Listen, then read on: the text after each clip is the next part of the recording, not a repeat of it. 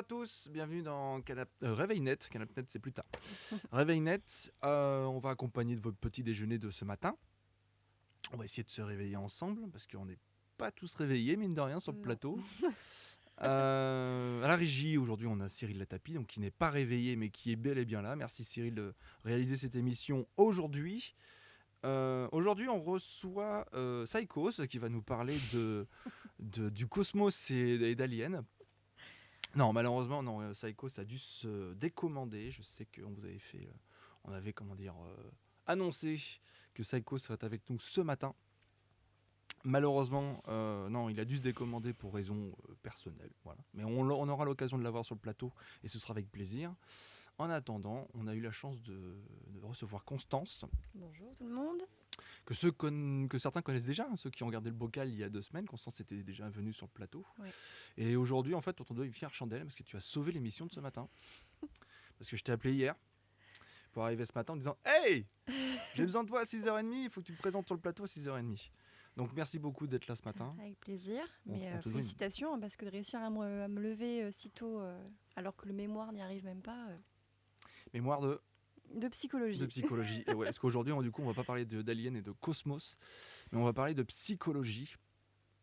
Parce que Constance n'est pas juste quelqu'un qui sait donner son avis dans une émission qui s'appelle Le Bocal, c'est aussi une psychologue de métier. Presque. Presque. Enfin, je suis en soi hein, dans ma façon d'être, mais mon diplôme, je vais l'avoir là dans quelques semaines puisque je passe la soutenance début décembre. Bon, d'accord. Bah, en tout cas, on croise les doigts. Oui, bon, normalement, ça devrait. Ça devrait. Ouais, Oui. de toute façon, t'as toujours été première de la classe. Non, pas du tout. Finger in the nose. Non, mais avant de se lancer dans les grands sujets, les grands débats de psychologie, première question. Est-ce que tu as bien dormi ? Oui, pas assez, Pas assez. mais j'ai bien dormi, merci. Bah, t'as de la chance. C'est pas le cas de tout le monde. Et qu'est-ce que tu prends le matin en général ? C'est quoi ta petite routine, ton petit... comment on appelle ça ? Ton petit... Et ma routine du matin. Ta routine du matin, ouais. ouais. Bah, mon thé. Thé ? Ouais, mon thé, mes petits gâteaux et puis une série. Une série ? Ouais. Entière ? Ouais. Non, un épisode ou plusieurs quand j'arrive à... Enfin, quand j'arrive pas à m'arrêter, ça peut être plusieurs épisodes. T'es sur quoi en ce moment ? J'ai commencé une série qui me fait rire qui est Superstore sur Netflix. Superstore ? Ouais, ça se passe dans un supermarché. Ah ouais ? Mais c'est drôle, avec des personnages bien... assez stéréotypés, mais qui abordent des sujets un peu d'actualité et de manière assez touchante et avec humour. D'accord, je connais pas du tout. Ça se voit où ? Netflix. Ouais. Ok. Et qu'est-ce que tu prends le matin ? Tu sais quoi, au petit-déj, toi ? Est-ce que tu manges quelque chose déjà ? Alors, ça dépend l'heure. Ah bon ? Ouais.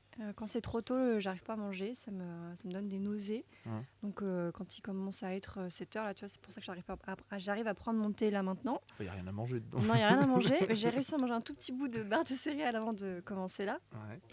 Et puis, après... je mélange en général, ça dépend de l'heure, mais quand c'est 10 heures par exemple, je mélange sucré et salé. D'accord. Voilà. Mais ça, c'est depuis mon voyage en Écosse. Hein. Avant, j'avais pas l'habitude de manger salé petit déjeuner. Ouais. Ils mangent salé aussi en Écosse ? Ouais. Ils ont le fameux oui, British le breakfast. petit déj, ouais. Ok. Ça marche. Ok, très bien. C'est la question que j'aime bien poser aux invités pour commencer. Je trouve ça sympa de savoir déjà qu'on n'a pas du tout le même rituel le matin. Et bon, j'aime pas. Je trouve ça rigolo. Bref, on n'est pas venu parler petit-déj. Ça va être un peu long pendant 2 heures. On va parler psychologie. Oui. Alors, je sais pas par où commencer parce que c'est peut-être un domaine dans lequel j'aurais adoré, étudier. En faire mon métier, j'en sais rien. Mais j'ai eu le droit à une toute petite initiation de psychologie quand j'ai essayé de faire des études. Mais j'ai pas fait long feu. Mais voilà, qu'est-ce qui t'a poussé à te lancer là-dedans ? Est-ce que tu as commencé par ça, par exemple ? Genre, tu as passé ton bac tout de suite en psycho ? Non, j'ai un parcours plutôt atypique, surtout que j'ai fait d'autres choses avant, en fait. J'ai commencé par un bac pro production florale et légumière, donc je ne suis pas du tout dans le milieu de la psychologie. Et ensuite, j'ai enchaîné avec un BTS en agronomie végétale. Alors, j'ai toujours eu la psycho dans un coin de la tête. Et puis les gens autour de moi, que ce soit mon entourage familial ou amical, me disaient souvent « Mais pourquoi tu fais pas psycho ? Pourquoi tu fais pas psycho ?» Et je pense qu'à ce moment-là, j'étais pas assez mature pour prendre ma décision d'aller en psychologie, parce que quand tu passes d'un milieu professionnel à l'université, c'est quand même pas le même monde. C'est-à-dire que dans un lycée professionnel, tu es très accompagné, tu es très cadré, comparé à un lycée général, tu vois, par Mhm. exemple, où là, on a vraiment une proximité avec les profs. Et passer à l'université où tu es plutôt en anonyme, ça me faisait Bah, peur. l'université, en général, si tu viens, tu te débrouilles, Oui, quoi. voilà. Et je pense que j'avais pas. Voilà. Puis je trouve que pour faire les études de psychologie, il faut quand même avoir une certaine maturité, un certain ancrage, parce que la première personne que tu analyses, c'est toi-même. Donc, il faut être préparé, en fait, à ça, à aller à la découverte de toi. Et puis parce que quand je commence quelque chose, je vais aller jusqu'au bout. Donc c'est pour ça que je suis allée jusqu'à mon BTS. Mhm. Et en fait, ce qui s'est passé, c'est que j'ai pas eu mon BTS du premier coup. Et Et tu l'as eu quand même. je l'ai eu quand même, mais la deuxième fois. Et en fait, c'est cette année-là qui a fait que j'ai modifié ma façon de penser. C'est-à-dire que, en fait, ça faisait longtemps que je voulais voyager. Et je me suis dit, après mon BTS, en fait, je n'enchaîne pas avec une licence en expérimentation végétale, par exemple. Je pars un an faire fille au père à l'étranger, donc je suis partie en Écosse. Et c'est là où, du coup, j'ai pu me remettre en question, chercher ce que je voulais vraiment faire. Et avant de commencer les études de psycho, je voulais avoir une expérience un peu dans le milieu social. Donc j'ai commencé à être auxiliaire de vie scolaire, donc accompagner des enfants en situation de handicap les jours de semaine à l'école, Mhm. et assistante d'éducation dans un lycée pro. Et puis voilà, puis après j'ai commencé par la L1 de psycho. Ok. Mais parce qu'en général, quand on se lance comme ça dans des études, on se dit pas, avant de se lancer dans le programme, on va dire, avant de savoir à quelle sauce on va être mangé, Mhm. il faut avoir le déclic de se dire, allez, je vais là-dedans, quoi. Donc la première source, tu vois, la première idée, la première impulsion que tu as pu avoir, c'était quoi? C'était je vais aider les gens ou je veux comprendre ce qu'ils ont dans la tête? Ou... Un peu tout ça. Ouais. Alors, il y a le fait aussi que j'ai besoin d'être... euh, je réfléchis beaucoup. Et j'ai Ouais. besoin que ce soit encadré, cette réflexion-là, en fait, que ça serve à quelque chose. Et du coup, c'est ce que j'ai trouvé en psychologie, c'est que tu t'ennuies jamais, parce qu'en fait, tu es tout le temps en face d'une personne, et chaque personne est différente, a un fonctionnement différent, donc tu t'ennuies pas. Mhm. Et puis parce que j'aime beaucoup les histoires, donc je pense que la première chose qui m'a poussée à aller en psychologie, c'est le fait que les gens m'intéressent, en fait. L'histoire, le vécu de chaque personne m'intéresse, et j'ai envie de par la réflexion que je peux avoir, ou la compréhension du monde et de l'humain que je peux avoir, d'accompagner les gens dans leur propre réflexion. C'est ça qui m'a poussée Ok, à aller en psychologie. ça se tient. Oui. Il y Mais a après, forcément, tu il y as a une envie certaine d'aider les logique. autres. C'est de toute façon l'impulsion première. Mm. Après, il y a d'autres choses qui... Parce qu'en tant que fleuriste, autour. on aide les gens aussi. Oui, mais pas de la même manière. T'as pas toujours les mêmes personnes, Non. tu t'ennuies jamais, c'est pas toujours les mêmes bouquets qui sont Non, demandés. c'est très créatif. Mais en tant que... Mais j'aurais pas été j'avais pas fait mes études pour être fleuriste, hein. Le BTS et le bac pro, c'était plutôt être dans la recherche, dans la recherche végétale, en Ouais, fait. d'accord. Oui, la recherche Oui. végétale. L'expertise végétale, je comprends. Bon, quand on est à la fac, on l'est tous un peu. Non, je pense que j'ai du mal à imaginer une personne psychologue et fleuriste Et, en même temps. et Parce que je pense que ça doit devenir un truc de fou. Bon, bah lui, il prend des jonquilles cocus. ce serait un peu Là, il y a un bouquet de roses ce soir, c'est un zizi, peu quoi. rapide comme analyse, mais oui, pourquoi pas. Après, je me suis dit que je pourrais utiliser les plantes à un moment donné dans mon métier, dans ma pratique. J'ai déjà pensé, par exemple, de manière assez détournée, j'aime beaucoup m'intéresser aux bienfaits des plantes, et par exemple les infusions, des plantes spécifiques que tu dois prendre quand ça va pas au niveau intestinal, ou quand tu as besoin de te sentir plus apaisé. Tu as des plantes qui aident à ça, genre la lavande par exemple. Mhm. Et par exemple, lors de mes consultations, proposer certaines infusions à la personne que j'accompagne par rapport à ce que je peux ressentir. On a le droit de faire ça quand on est psy? Alors, Parce que c'est pas un traitement médical non, c'est pas un traitement médical, hein. vérifié Je connais des par... psychologues qui le font. Ouais. Ouais. Mais tu peux conseiller comme ça des patients avec, voilà, prenez un peu de lavande, prenez du Oui. Ah thé, oui, tout oui, ça. bien sûr. Faut faire gaffe qu'il soit pas allergique, mais Oui, ouais, ouais, ça j'ai. Ouais, ouais. d'accord, Ouais. je savais pas qu'on pouvait. Parce que moi, en général, quand ça se passe bien, les patients avec leur psy, il y a vraiment une relation de confiance. Donc ils ont tendance, je pense peut-être certains, peut-être à dire ok, s'il me le dit, je le fais. Mais il faut quand même un certain suivi médical, on va dire physique, je parle du corps, pour demander à un patient de prendre Ah quelque bah, de toute chose. façon, après, tu fais en fonction de la personne, hein. Tu ne Hmm. proposes pas n'importe qui. C'est Bah parce que oui. tu le sens et qu'il n'a pas forcément d'autres problèmes physiques à côté. Et puis à la base, il vient pas prendre du thé déjà, Oui. de la base. Donc. Mais ouais, d'accord, ok. Pourquoi pas. Ok. J'ai tellement de questions que je sais pas par où commencer. Bon, lance-en une. Ouais. On a vu ton parcours, on a vu qu'est-ce qui t'a poussé là-dedans. Ah bah voilà, oui. Maintenant t'en es où? Parce que Oui, t'as c'est ce que fait j'allais dire, ouais. L1, L2, L3. Oui, alors, ce qu'il faut savoir, c'est que maintenant, pour être psychologue, il faut le titre de psychologue, donc d'avoir un master en psychologie, parce que c'est un diplôme qui est protégé par l'État, comparé à d'autres titres, par exemple comme le terme de psychopraticien. C'est pas un psychologue, un psychopraticien. Il n'a pas les études, il n'a pas les 5 ans d'études derrière. Ça peut être par exemple quelques semaines de formation dans l'année et il peut s'installer en tant que psychopraticien. C'est pour ça qu'il y a tellement de métiers qui commencent par le terme psy qu'il y a beaucoup de mélange, de confusion à ce niveau-là. Psychologue, psychiatre, Psychiatre, psychanalyste, psychomotricien. psychomotricien. C'est pas la même chose, mais c'est quand même un diplôme protégé aussi et qui passe par le corps. Psychopraticien et il y en a sans doute d'autres que je ne connais pas. Mais voilà. Du coup, pour aller en master, tu passes par une sélection à la fin de la L3. Mhm. C'est des sélections qui sont très serrées parce que, par exemple, moi, j'ai demandé le master de psychologie clinique parce que au sein de la psychologie, du coup, il y a plusieurs filières. Psychologie du développement, psychologie sociale, cognitive, etc. Moi, je voulais la clinique. Et la clinique, c'est un des plus demandés. Donc, on était plus de 1000 à demander en candidature. Mhm. Et on était 28 prix, quoi. Donc, 28 Ah oui, quand même. prix sur 1000, ouais, c'est restreint. Sauf qu'en fait, moi, j'ai pas été pris du premier coup en master. C'était la première fois qu'ils me mettaient à la sélection à L3. On était les premiers à tester ça. C'était un peu le cafouillage d'ailleurs. Et donc moi, ça m'a au final soulagée parce que je me sentais pas prête d'aller en master, parce que j'avais besoin d'avoir une expérience pratique, c'est-à-dire d'aller voir vraiment ce qui se passait avec un psy en fait. Donc pour ça, j'ai commencé moi-même à voir une psychologue pour avoir une première approche de tout ça. Et puis parce que je pense que en tant que psy, c'est important de se faire suivre à côté parce qu'on n'est pas des machines, en fait, on est des humains, on a nos psychologues peurs. aussi ont besoin Oui, bien sûr, ouais. de psy en fait. Tout à fait. Surtout que je pense même que certains psychologues doivent entendre certaines choses qui sont...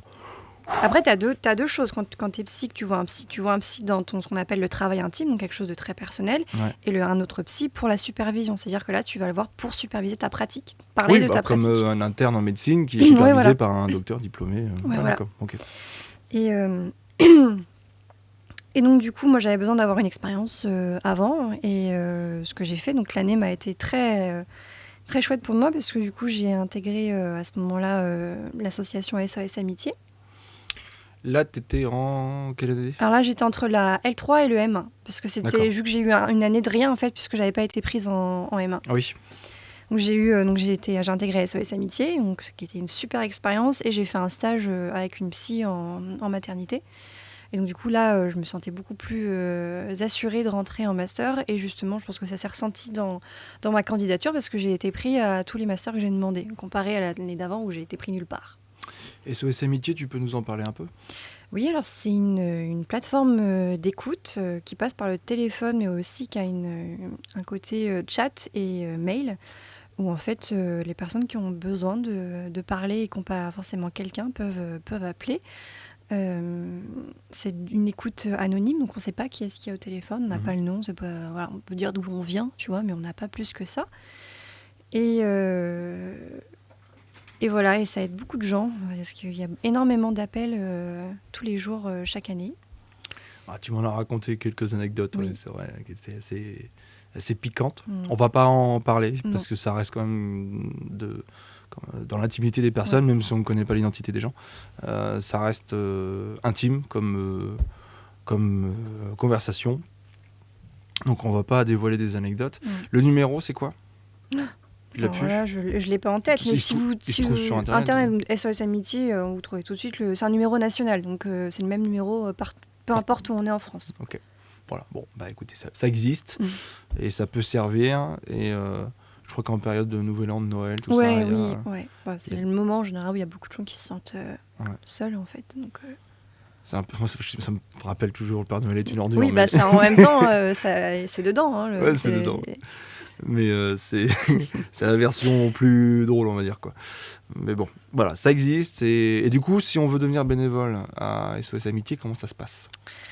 Alors, on ne rentre pas facilement n'importe comment dans cette association. Donc, moi, j'ai eu d'abord un premier entretien téléphonique qui a duré une demi-heure. Un deuxième entretien en physique avec 2 personnes de SOS Amitié. Mm. Un rendez-vous avec une psy pour voir comment tu te sens et comment tu vas et est-ce que tu es préparé en fait à ce que tu vas vivre parce qu'on vit des choses quand même qui sont très intenses Ouais. au téléphone. Ah oui. Et puis une formation théorique et pratique, c'est-à-dire qu'on a plusieurs jours de formation avec une psychologue et une formation pratique où on alterne en fait, où on a ce qu'on appelle des écoutes passives. Donc tu es avec un bénévole de SOS Amitié et tu l'écoutes faire, tu le regardes faire.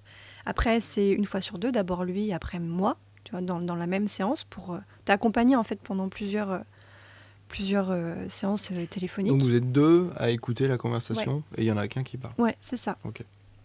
Et voilà, donc moi je crois que j'avais intégré vers le mois d'octobre, novembre, et j'ai commencé à être vraiment seule lors des écoutes, je crois, je sais plus combien de temps c'était après, peut-être 3 mois après, donc on est quand même bien accompagné. Je pense qu'il vaut mieux. Oui, et puis en plus là, une fois par mois, tu as ce qu'on appelle une supervision, une intervision en fait, où tu es avec une psychologue et d'autres bénévoles et on discute des choses qu'on a pu vivre, des questions qu'on a, etc. Pour pas être laissé de côté. Ok. Très bien. Et ça t'a servi? Ah bah oui. T'as appris beaucoup, hein. Ah oui, déjà j'ai appris sur moi. Parce que moi, ce qui m'effrayait dans le fait d'être psychologue, je suis quelqu'un qui est très, très, très sensible, et qui est facilement touché par beaucoup de choses.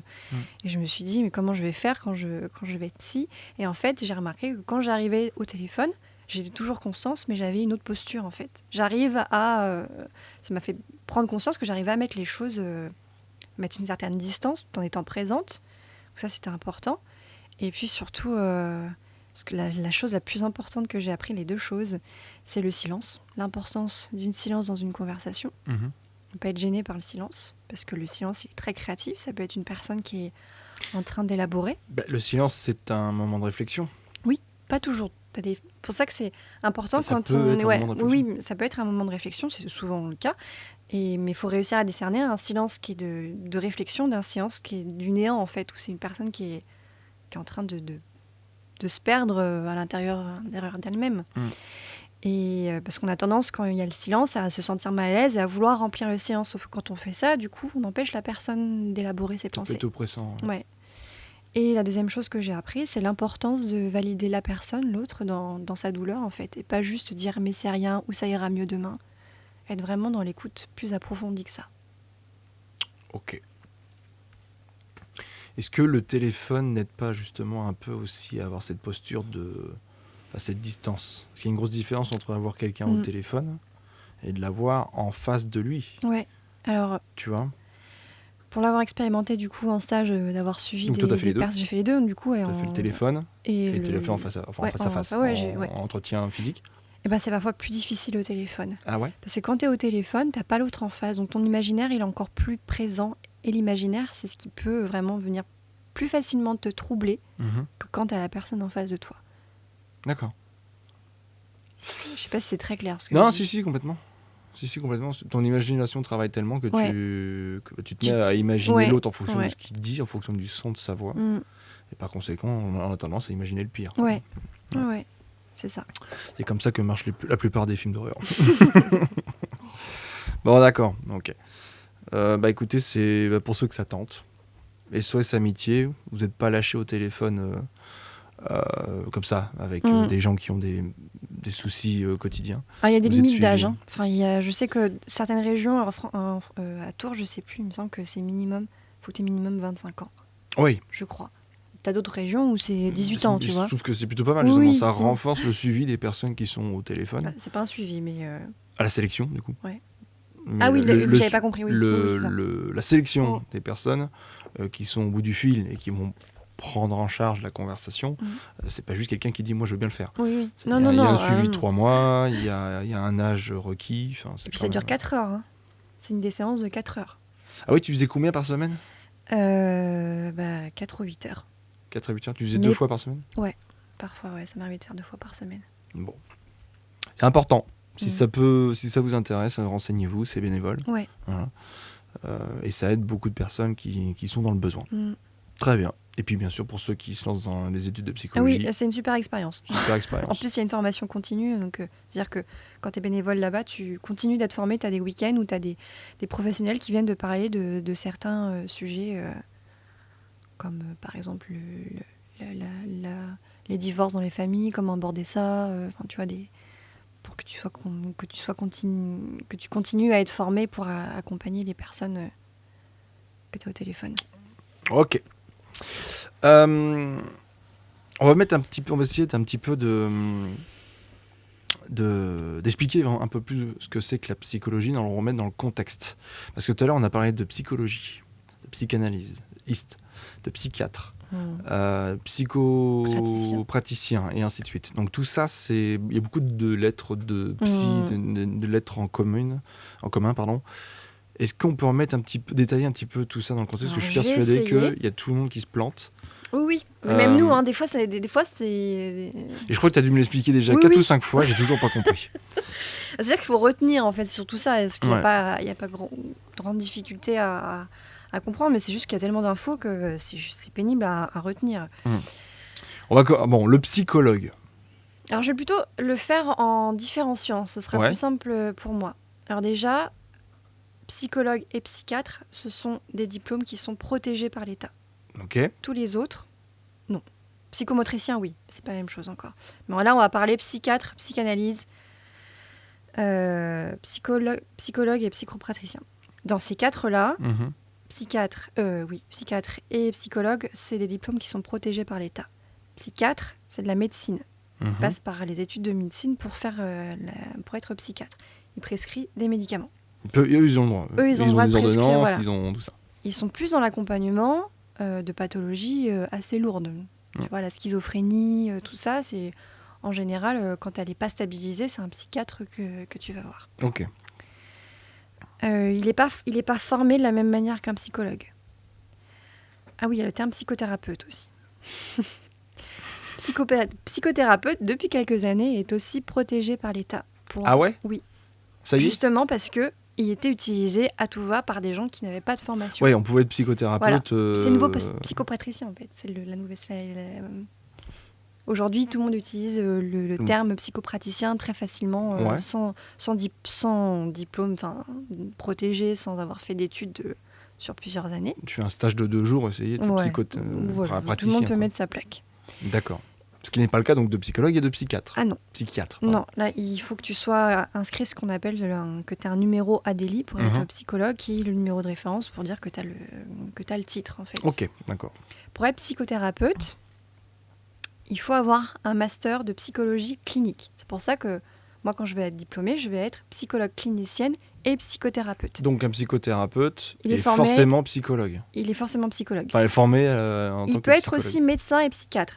Le terme de psychothérapeute, tu peux rajouter au terme de médecin et psychiatre à partir du moment où ils ont fait des stages Mhm. et des formations en psychothérapie. D'accord. Donc un psychiatre peut être aussi Oui. un psychothérapeute. Et un médecin peut être aussi avoir le titre de psychothérapeute. D'accord. Voilà. En sachant que la psychothérapeutie, Non. psychothérapie, Psychothérapie. la psychothérapie, c'est une... ouais. On se fout de moi à la régie. La psychothérapie est une méthode, C'est une approche. une approche, voilà. Oui, c'est oui, si, c'est une méthode, parce que tu es formé à la psychothérapie, tu es formé au suivi en psychothérapie d'une D'accord. Mais qui ne personne. passe pas par la j'arrive pas à Pourquoi j'ai invité une psy dans une matinale alors que je sais très bien qu'il y a des mots qui sont à dormir dehors. la psychothérapie ne se fait pas par les médicaments, par la prise de médicaments. Ah non, non, non, non. La psychothérapie, C'est la d'après ce que parole. je sais moi du cliché, c'est juste la parole. Oui, oui. C'est un dialogue entre le médecin du Oui. coup, et le patient. Oui. D'accord. Mais c'est qu'il est formé à des techniques, si tu veux, d'entretien, de psychothérapie. Parce qu'il y en a beaucoup qui sont justement un petit peu contre ce côté problèmes mentaux. Prends des médocs, ça ira mieux. Je sais Ouais. qu'il y en a beaucoup qui sont contre là-dessus. C'est pour ça qu'ils disent que les psychiatres qui soignent certaines maladies mentales par les médicaments, bah, c'est pas la bonne solution. Et pour ça que je trouve ça cool que des psychiatres peuvent avoir accès à la psychothérapie. Oui. Je pense qu'il y en a, j'espère, qui passent d'abord par la parole, qui font une psychothérapie. Et si jamais ça ne fonctionne pas, on vienne à prescrire Oui, il des y en a. médicaments. Ah, mais bien sûr, il y en a. Il y en a. Et bon, moi je m'en fous un peu, parce que j'ai jamais vraiment eu besoin d'arriver jusqu'à la prise de médicaments. J'ai déjà été voir quelques psys dans ma vie, on y reviendra plus tard. Mais la prise de médicaments pour soigner des problèmes mentaux, je parle pas de maladie, hein, juste quelques problèmes mentaux, est-ce que c'est pas un peu radical? Ça dépend. Ça dépend. Ça dépend de la personne, ça dépend de ses ressources. Et c'est-à-dire que, en effet, de tout de suite dire je me sens pas bien, je me sens un peu d'humeur dépressive en ce moment, je vais prendre des médicaments, là ça peut être radical parce que tu vas pas forcément aller chercher tes ressources intérieures d'abord. Par contre, dans certains cas, c'est tellement profond que pour pouvoir faire une psychothérapie, c'est important d'avoir un médicament à côté parce que c'est ce qui va te permettre de pouvoir aller dans l'introspection, qui va pouvoir avoir un certain... d'être capable d'entendre en fait, et d'écouter et de parler, parce qu'il y a des personnes qui sont dans des dépressions tellement profondes que rien que le fait de parler, c'est difficile pour elles. Donc là, avoir des médicaments qui leur permettent de retrouver un peu leur capacité d'entente, d'écoute cognitive, ça peut vraiment aider. D'accord. C'est pour ça qu'il ne faut pas, voilà, quand une personne te dit je prends des médicaments, il ne faut pas nécessairement dire quand même tu pourrais essayer de discuter avant, parce que Ouais, voilà. ça C'est peut... là-dessus que je voulais en venir. Oui, c'est que c'est... Ah, tout de suite les médocs, essaye autre chose avant de te shooter, quoi. Oui. Bon, ça. Ouais. C'est... Par exemple, moi, dans ma vie, j'ai déjà traversé une période qui a été assez compliquée. Et quand je suis allée voir le médecin, lui, il m'a directement demandé est-ce que vous voulez des antidépresseurs. Je lui ai dit c'est vous le médecin. Non, mais c'est surtout que c'était très direct. Il me connaît pas vraiment et il me propose directement ça. Je lui dis non, en fait non, je sais que j'ai des ressources, je préfère aller les voir avant de prendre des antidépresseurs. Ouais, je lançais directement dans la prise de médicaments. Ouais. Surtout que les antidépresseurs, ça... Ah bah oui, puis c'est pas, tu peux pas prendre ça genre sur un mois. C'est sur 6 mois par exemple. Enfin, c'était sur 6 mois. Et tu peux pas arrêter d'un coup non plus. Tu diminues au fur et à mesure. Donc ça peut durer encore plus longtemps, quoi. Ok, d'accord. Bon, ça roule. Donc, psychologue et psychiatre, les deux peuvent être psychothérapeutes. Oui. Arrête de te foutre de moi derrière. Je t'entends. Hein. Et tu as parlé de... psychanalyse et psychopraticien. Voilà. Alors, est-ce que la psychanalyse, c'est pas justement ce qui est utilisé par les psychothérapeutes?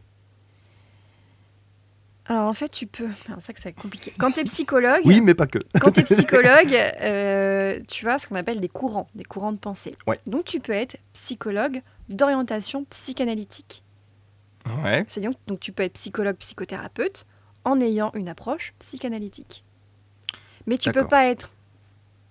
Alors je vais peut-être dire des bêtises. Hein. Ça se trouve, je dis des bêtises, donc c'est important d'aller chercher ces ressources si jamais vous doutez de certaines choses. Là, je fouine un peu.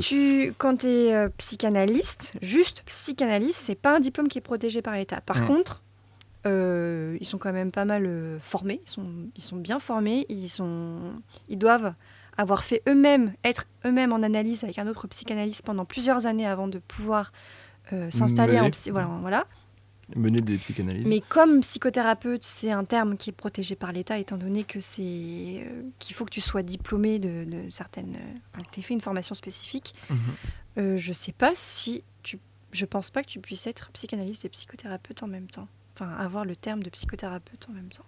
Ça vérifier. Parce que d'accord. C'est toujours... Il y a des choses qui sont toujours pas très claires dans tout ça. C'est pour ça que je te pose la question. Parce que c'est des... J'ai fait un tout petit peu de recherche avant de te recevoir, entre hier et ce matin. Et je me suis rendu compte que Mm. il y en a dans tous les Mm, sens. mm.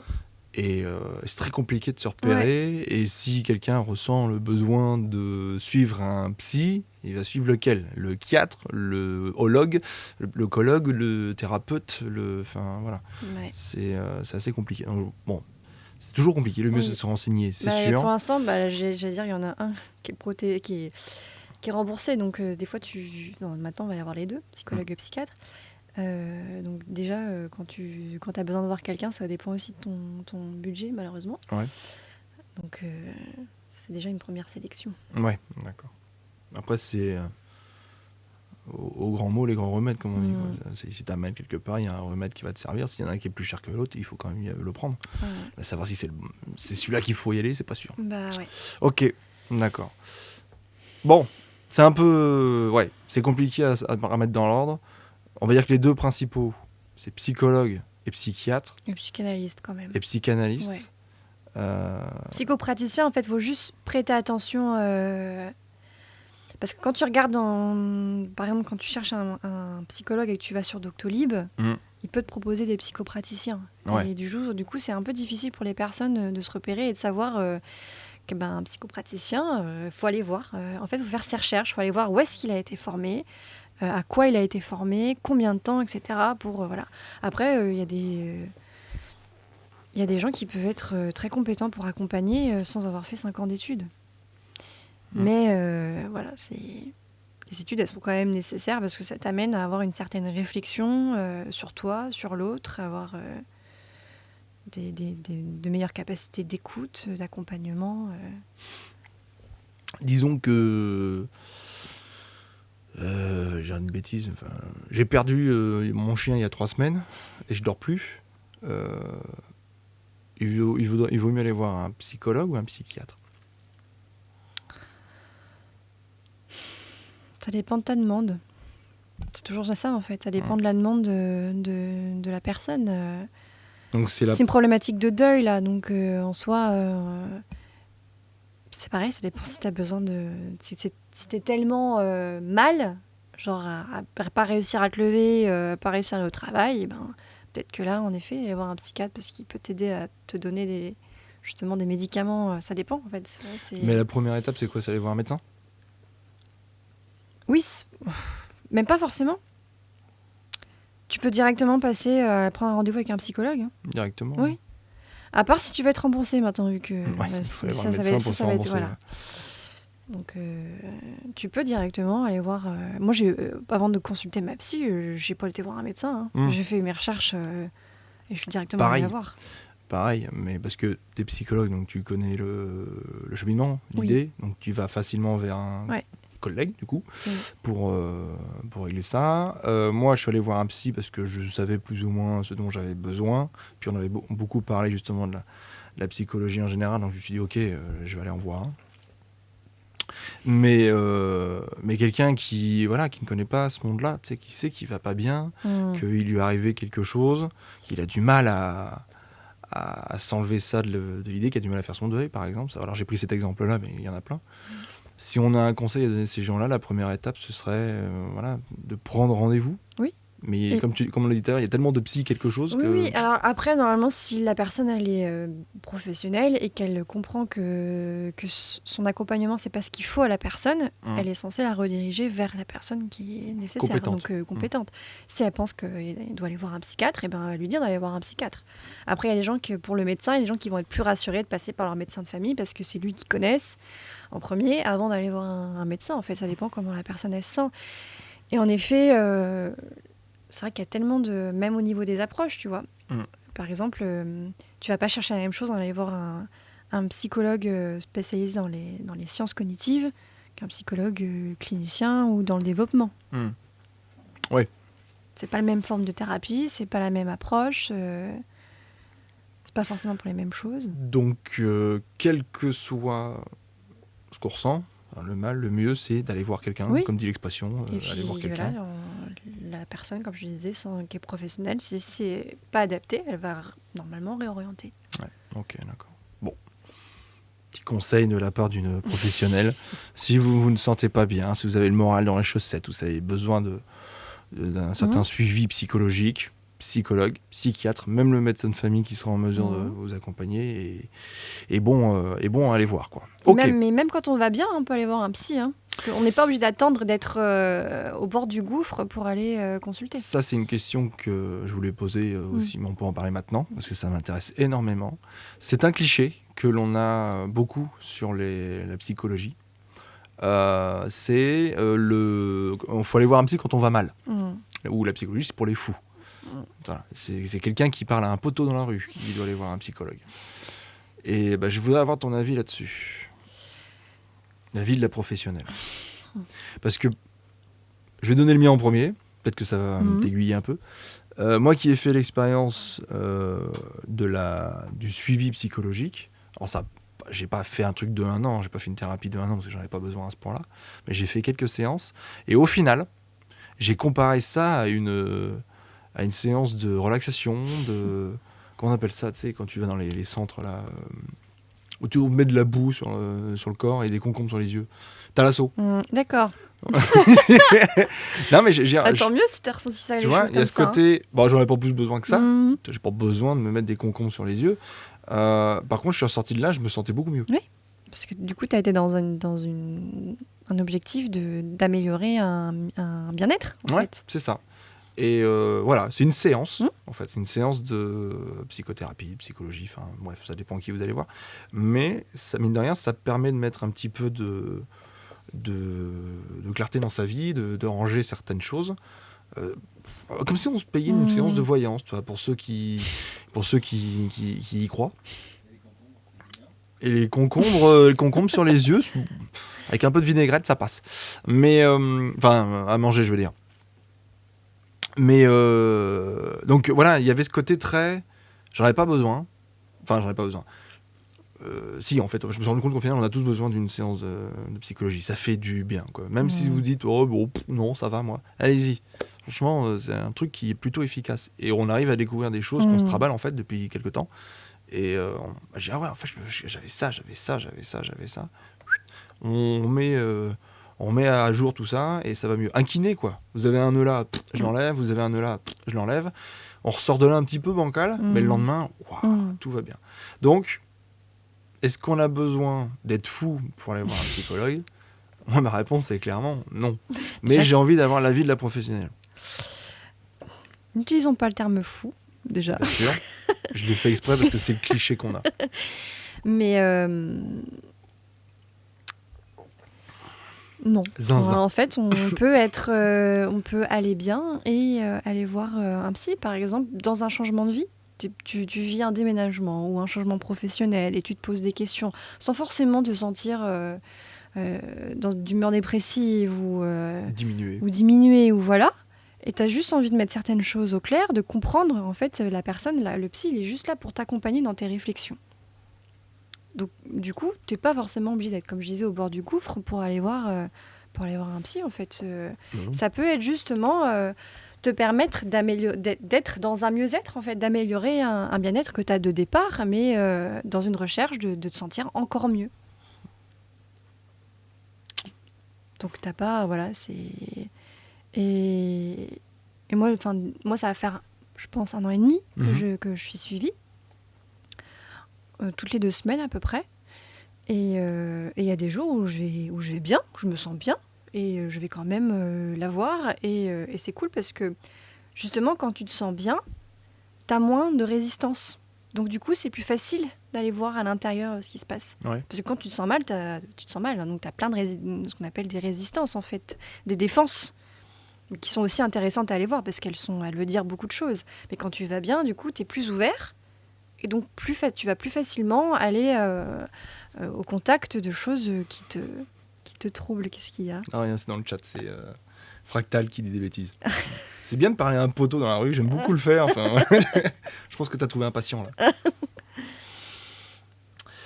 Ma fille voit un pédopsie. Ah oui, tu n'en as pas parlé des pédopsychiatres aussi. Ouais. Bah, c'est un psychiatre, mais spécialisé dans l'accompagnement des enfants. Donc, je ne croyais pas vraiment au bien fondé, mais il faut savoir que depuis 3 mois, ça porte ses fruits. Donc voilà.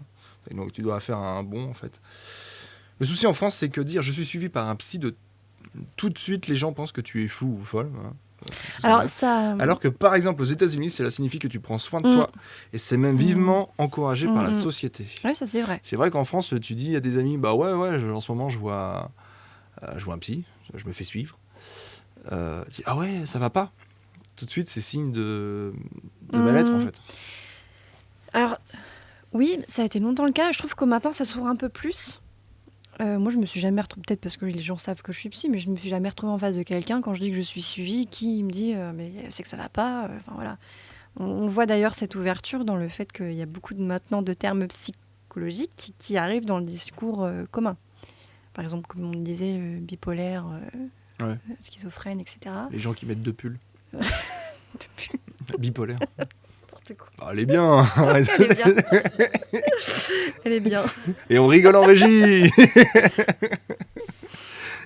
Mais ça s'ouvre un peu plus. Mais c'est vrai, par contre, qu'en États-Unis, Canada, c'est quelque chose qui se fait, qui est vachement plus, j'allais pas dire à la mode, mais pas à la mode, mais qui est beaucoup plus accepté et entendu, et en effet synonyme du fait que tu prends soin de toi par rapport à en France. Ouais. Ah, tu vas dans les campagnes, en effet, dans les campagnes, c'est beaucoup plus difficile d'entendre parler du fait d'aller voir un psy. Parce que... Peut-être qu'il y en a moins en campagne aussi. Oui. Il y a beaucoup de psys qui ouvrent un oui, cabinet ouais. dans les petits patelins. Il faut forcément aller en ville. Et c'est très bien remboursé par les mutuelles aux États-Unis et au Canada. Ouais. Donc ouais, c'est vraiment... Ah ouais, mais de toute façon, là-bas, ils sont beaucoup plus en avance que nous. Hein. Par rapport à ça. Ah oui, mais par rapport à plein de choses. Hein. Même en Canada, au niveau des sciences sociales, ils sont beaucoup plus avancés que nous. Dans l'aide, par exemple, quand tu vas à la fac au Canada, c'est important que tu fasses partie d'associations telles que SOS Amitié. Ah ouais, d'accord. Ça fait partie du parcours de l'étudiant. Alors qu'en France, c'est pas forcément quelque chose... avant que tu m'en parles, je le connaissais pas, SOS Amitié. Donc... Enfin si, pardonnez une ordure, mais... non, je savais pas que ça même existait. d'autres associations d'aide, tu vois, même les Restos du Cœur, enfin, ou voilà. C'est quelque chose qui fait partie de leur culture là-bas, alors que chez nous, pas du tout. Ouais.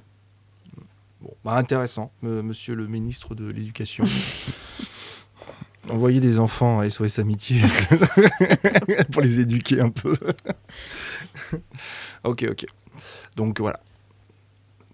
On n'est pas obligé d'aller mal pour aller voir un psy.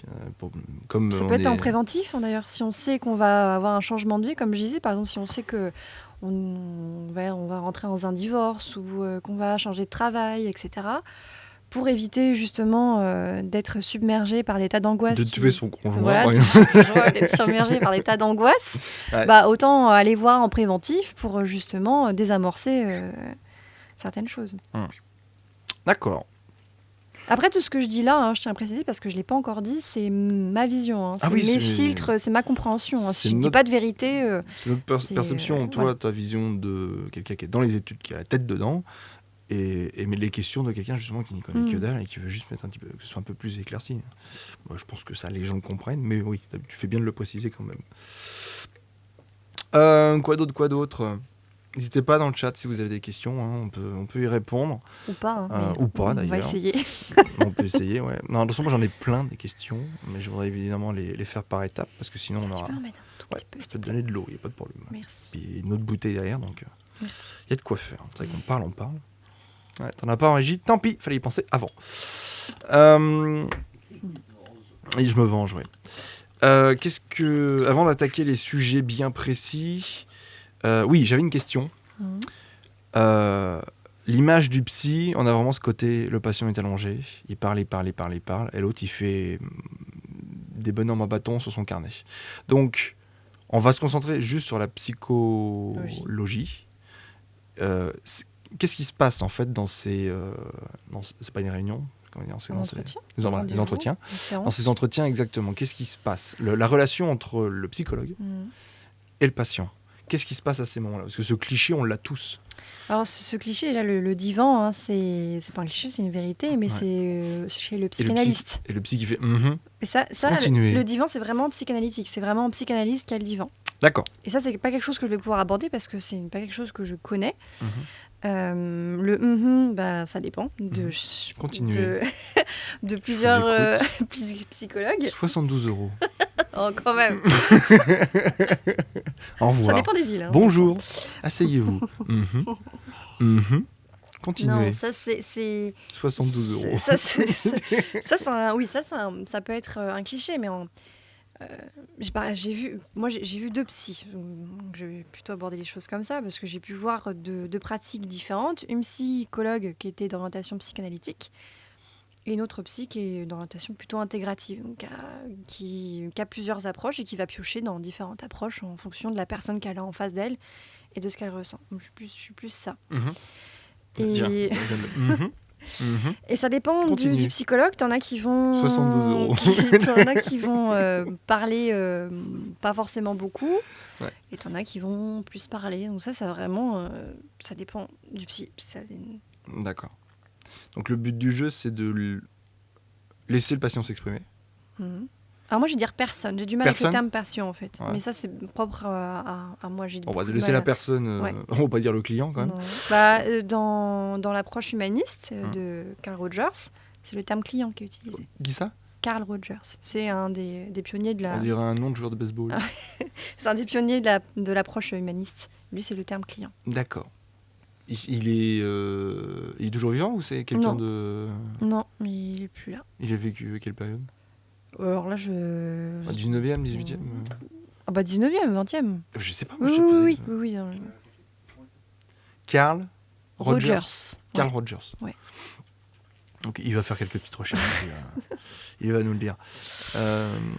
D'accord. Ok. Et c'est quelqu'un que vous étudiez Oui, à la fac on est passé par.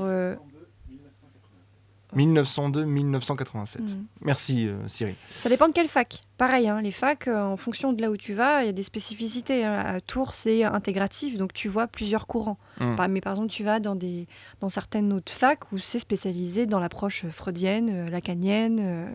Enfin voilà, ça dépend. Il y a plein de courants. Oui, ouais. Est-ce qu'il y a plusieurs manières de mener Ah oui, une psychanalyse, psychothérapie. une psychothérapie, pardon, quand suivant les études que tu as suivies. Ah oui, bien sûr. Ouais, complètement. C'est suivant les études que tu as suivies et suivant toi, en fait, parce que le premier outil pour accompagner une personne, c'est toi-même. Oui. Ok. Voilà. Donc, le psy, il écrit des informations sur son carnet, Ou pas. ou pas. Il peut l'écrire après ou pendant, peu importe. Ouais. Enfin, ça dépend de lui. Pareil, ça dépend si tu as envie d'avoir... Il y en a qui vont écrire après parce qu'ils préfèrent être vraiment dans l'écoute, mais même en étant à l'écrit, il y en a qui écoutent plus facilement quand ils écrivent en même temps, tu vois. Ils sont plus présents. Ça dépend aussi. En fait, tout va dépendre de la personne. Et après, ce qui se passe entre la personne et le psy, donc déjà, ils vont tisser ce qu'on appelle une alliance. C'est ce que tu parlais, le feeling, la confiance. C'est une alliance thérapeutique. Ça s'appelle une alliance thérapeutique. Et après, là, je vais parler de ma perception, hein, parce que vous interrogez un autre psy, il aura peut-être pas la même vision que moi, mais pour moi, une thérapie, c'est quelque chose qui, comment dire, c'est une co-création.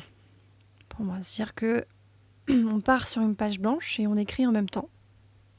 On ne sait pas où on va. Moi, j'accompagne l'autre. Je le guide pas. Avant, quand j'ai commencé la psy, pour moi, dans ma tête, un psy guidait. Mais c'est pas moi qui guide, en fait, je me suis rendu compte. C'est la personne qui est en face. Moi, je suis juste là, j'accompagne, je suis à côté pour l'accompagner, pour rassurer, pour... voilà, si à un moment donné, il se trouve dans un carrefour, il sait pas quel chemin prendre, et poser les questions pour l'amener à choisir son chemin. Moi, je sais pas quel chemin il est bon pour lui de prendre. C'est lui qui va savoir. C'est ce qu'on souvent on dit, c'est pas moi qui sais, c'est la personne que j'accompagne. C'est pas le psy qui sait. Mais comment on peut enlever ce cliché de la tête des gens, justement du gars ou de la fille d'ailleurs, qui est assis à côté pendant des séances. Bah, et à la fin, il dit vous faites ça. C'est un peu ça le cliché des psys. Il écoute, et puis à la fin, il demande son chèque, et puis on se revoit la semaine prochaine, quoi. Puis on recommence. Qu'est-ce qui se passe parce qu'évidemment, c'est pas le cliché que j'en ai, parce que je l'ai fait aussi. La personne m'a écouté parler, et à la fin, il m'a fait des propositions de choix à faire dans ma vie. Et je les ai suivies, et c'était bon. Mais qu'est-ce qui... Alors j'en ai fait qu'un du coup, j'ai pas pu tester les autres, mais qu'est-ce qui se passe dans la tête d'un professionnel entre le moment où la personne parle et le moment où c'est le psy qui parle? Tu vois ce que je veux dire? Attends, redis-moi. Quand la personne parle de ce qu'elle vit. de ce qu'elle vit, de Ouais. son passé, de ses mots, et à un moment donné, c'est le psy qui intervient pour lui donner des conseils. Mais qu'est-ce qui se passe dans la tête du psy entre le moment où il écoute et au moment où il se permet d'intervenir? Ça dépend. Ça dépend encore plein de choses. Ça va dépendre. Ce qui va se passer, c'est qu'il y a des... On dit que le fait d'être psychologue, c'est la capacité à faire des liens. C'est-à-dire, en fonction de tout ce que tu as pu entendre de la personne, en fonction de tes intuitions, en fonction des ouvrages, des lectures que tu as pu avoir, il y a des choses des liens que tu vas faire à l'intérieur, en fait, qui vont te permettre d'accompagner la personne que tu as en face. Ouais. C'est des liens, en fait, que tu D'accord. fais entre aussi tes expériences à toi, parce qu'en fait, tu accompagnes, comme je disais l'autre, avec toi-même. En fait, ton premier outil, c'est toi, en allant puiser aussi dans ce que toi, tu as pu vivre, dans tes expériences, dans tes propres compréhensions, pour amener l'autre à avoir ses compréhensions à lui, quoi. Ok, d'accord. Je sais pas si c'est très clair ce que Si, je dis. c'est clair, mais c'est juste ça des questions que tu te poses comme ça. Tu dis, attends, je vais parler à un mec pendant 3 plombes, et à la fin, il vient me dire, faites ça. Mais genre, il dit pas fais ça. Hein. Non, mais enfin, justement. Logiquement, le psy va pas dire ce que vous devez faire. Mm. Il y a que vous qui sachez, qui savent ce que vous le saurez en tout cas. Vous le saurez. C'est vous qui avez les clés. Ouais. C'est pas le psy. Ah, quel est le rôle du psy du coup? Si tout seul. Alors on dit que le psy prête son appareil à penser. D'accord. C'est ça. Il aide la personne à penser? Il lui permet de lui donner son psychisme, sa pensée pour dérouler ses propres pensées. D'accord. Ses propres réflexions. Et encore une fois, c'est ma compréhension. Et c'est comme ça que je fonctionne dans mon accompagnement. Ok. Ouais. Et puis pour accompagner quelqu'un qui a des mots, il faut avoir un minimum d'expérience et d'expertise aussi. Oui. D'où l'intérêt de suivre des études, quoi. Oui. Ah bah oui. Ok. Parce qu'il y en a qui disent, moi quand j'ai un problème, j'en parle à des amis, quoi. Mais c'est bien aussi. C'est-à-dire, je me rappelle, j'avais un psy qui avait dit, un de nos profs qui nous avait dit, un jour j'ai un patient qui est venu, il me parlait, il m'a dit franchement, là vous payez pour pas grand-chose, vous iriez voir des amis autour d'une boisson, quoi que ce soit, ça marchera aussi, ça dépend en fait. Des fois, aller voir des amis, ça fonctionne aussi bien qu'aller voir un psy. Ouais. Oui, c'est vrai. Ça dépend des mots. Ça dépend des mots. Ça dépend de ce qu'on recherche. Dans les deux sens, en plus. Oui. Des mots et des mots. Oui. Ok, d'accord. Bon. Eh ben, pensez à aller voir vos amis de temps en temps. Ou même vos proches, tout simplement. Ok, ça marche. Des clichés, j'en ai plein. Je pense qu'on a bien dégrossi déjà. Ouais. À peu près, toi, il y en a un que je déteste. C'est quoi? Je déteste, qui est pénible. Vas-y, dis-le. Quand tu arrives en soirée, n'importe où, et que les gens te demandent ce que tu fais et que tu dis psy, il y a plusieurs réactions. Il y a ceux qui vont être énormément dans la méfiance et te dire faut que je fasse attention à ce que je dis parce que sinon tu vas m'analyser. Si je bois ma bière de la main gauche, il va croire que j'ai envie de coucher avec ma mère. Voilà, tu vois, des genres de trucs. Qui pensent qu'on est un genre de mentaliste qu'on peut voir dans les pensées. Une espèce de pensée magique, tu vois. Ouais. Et puis il y a ceux qui vont mais puis en même temps c'est normal, qui sont dans la recherche de soutien et qui vont te dire yes, une séance gratos. Qui vont te balancer toute leur vie, tout leur vécu. Ouais. Donc le cliché de le psy, il analyse tout ce qu'on dit, tout ce qu'on fait et c'est un mentaliste. C'est faux. Non. Il faut se reposer de temps en temps. Ah bah oui. Mais, est-ce que tu l'as déjà fait? Ah bah, tu vas pas en psychologie pour rien. C'est que déjà, de base, dans ton fonctionnement à toi, t'as une capacité d'analyse où t'aimes analyser. Donc déjà, moi, avant d'aller en psycho, j'aimais ça, en fait. Écouter les gens et aller comprendre et analyser. Donc c'est quelque chose que je fais naturellement. Mais je le fais pas tout le temps.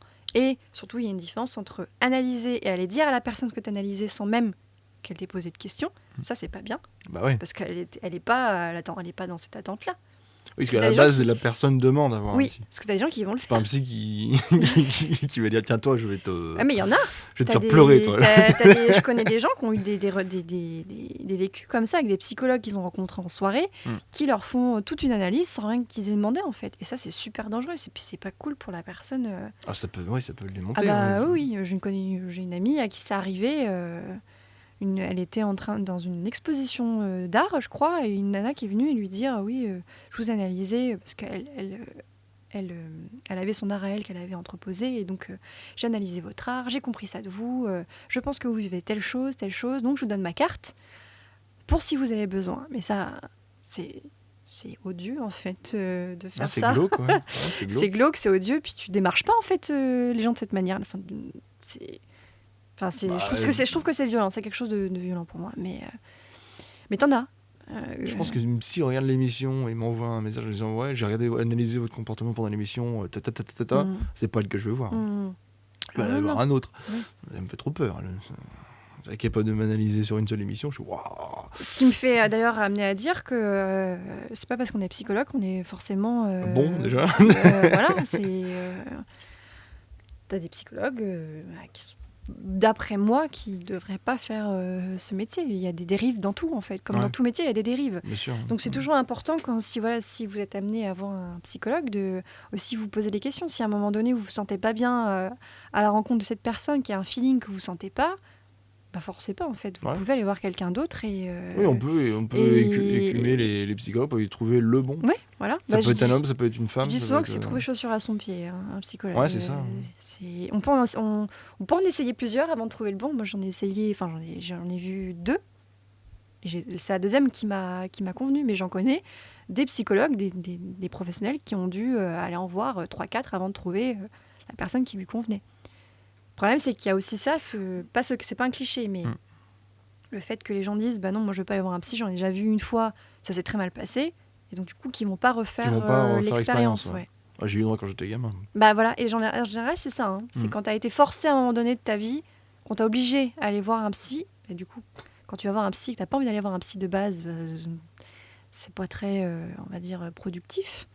Bah, c'est là que tu as une mauvaise expérience et que du coup, t'as pas envie de réessayer.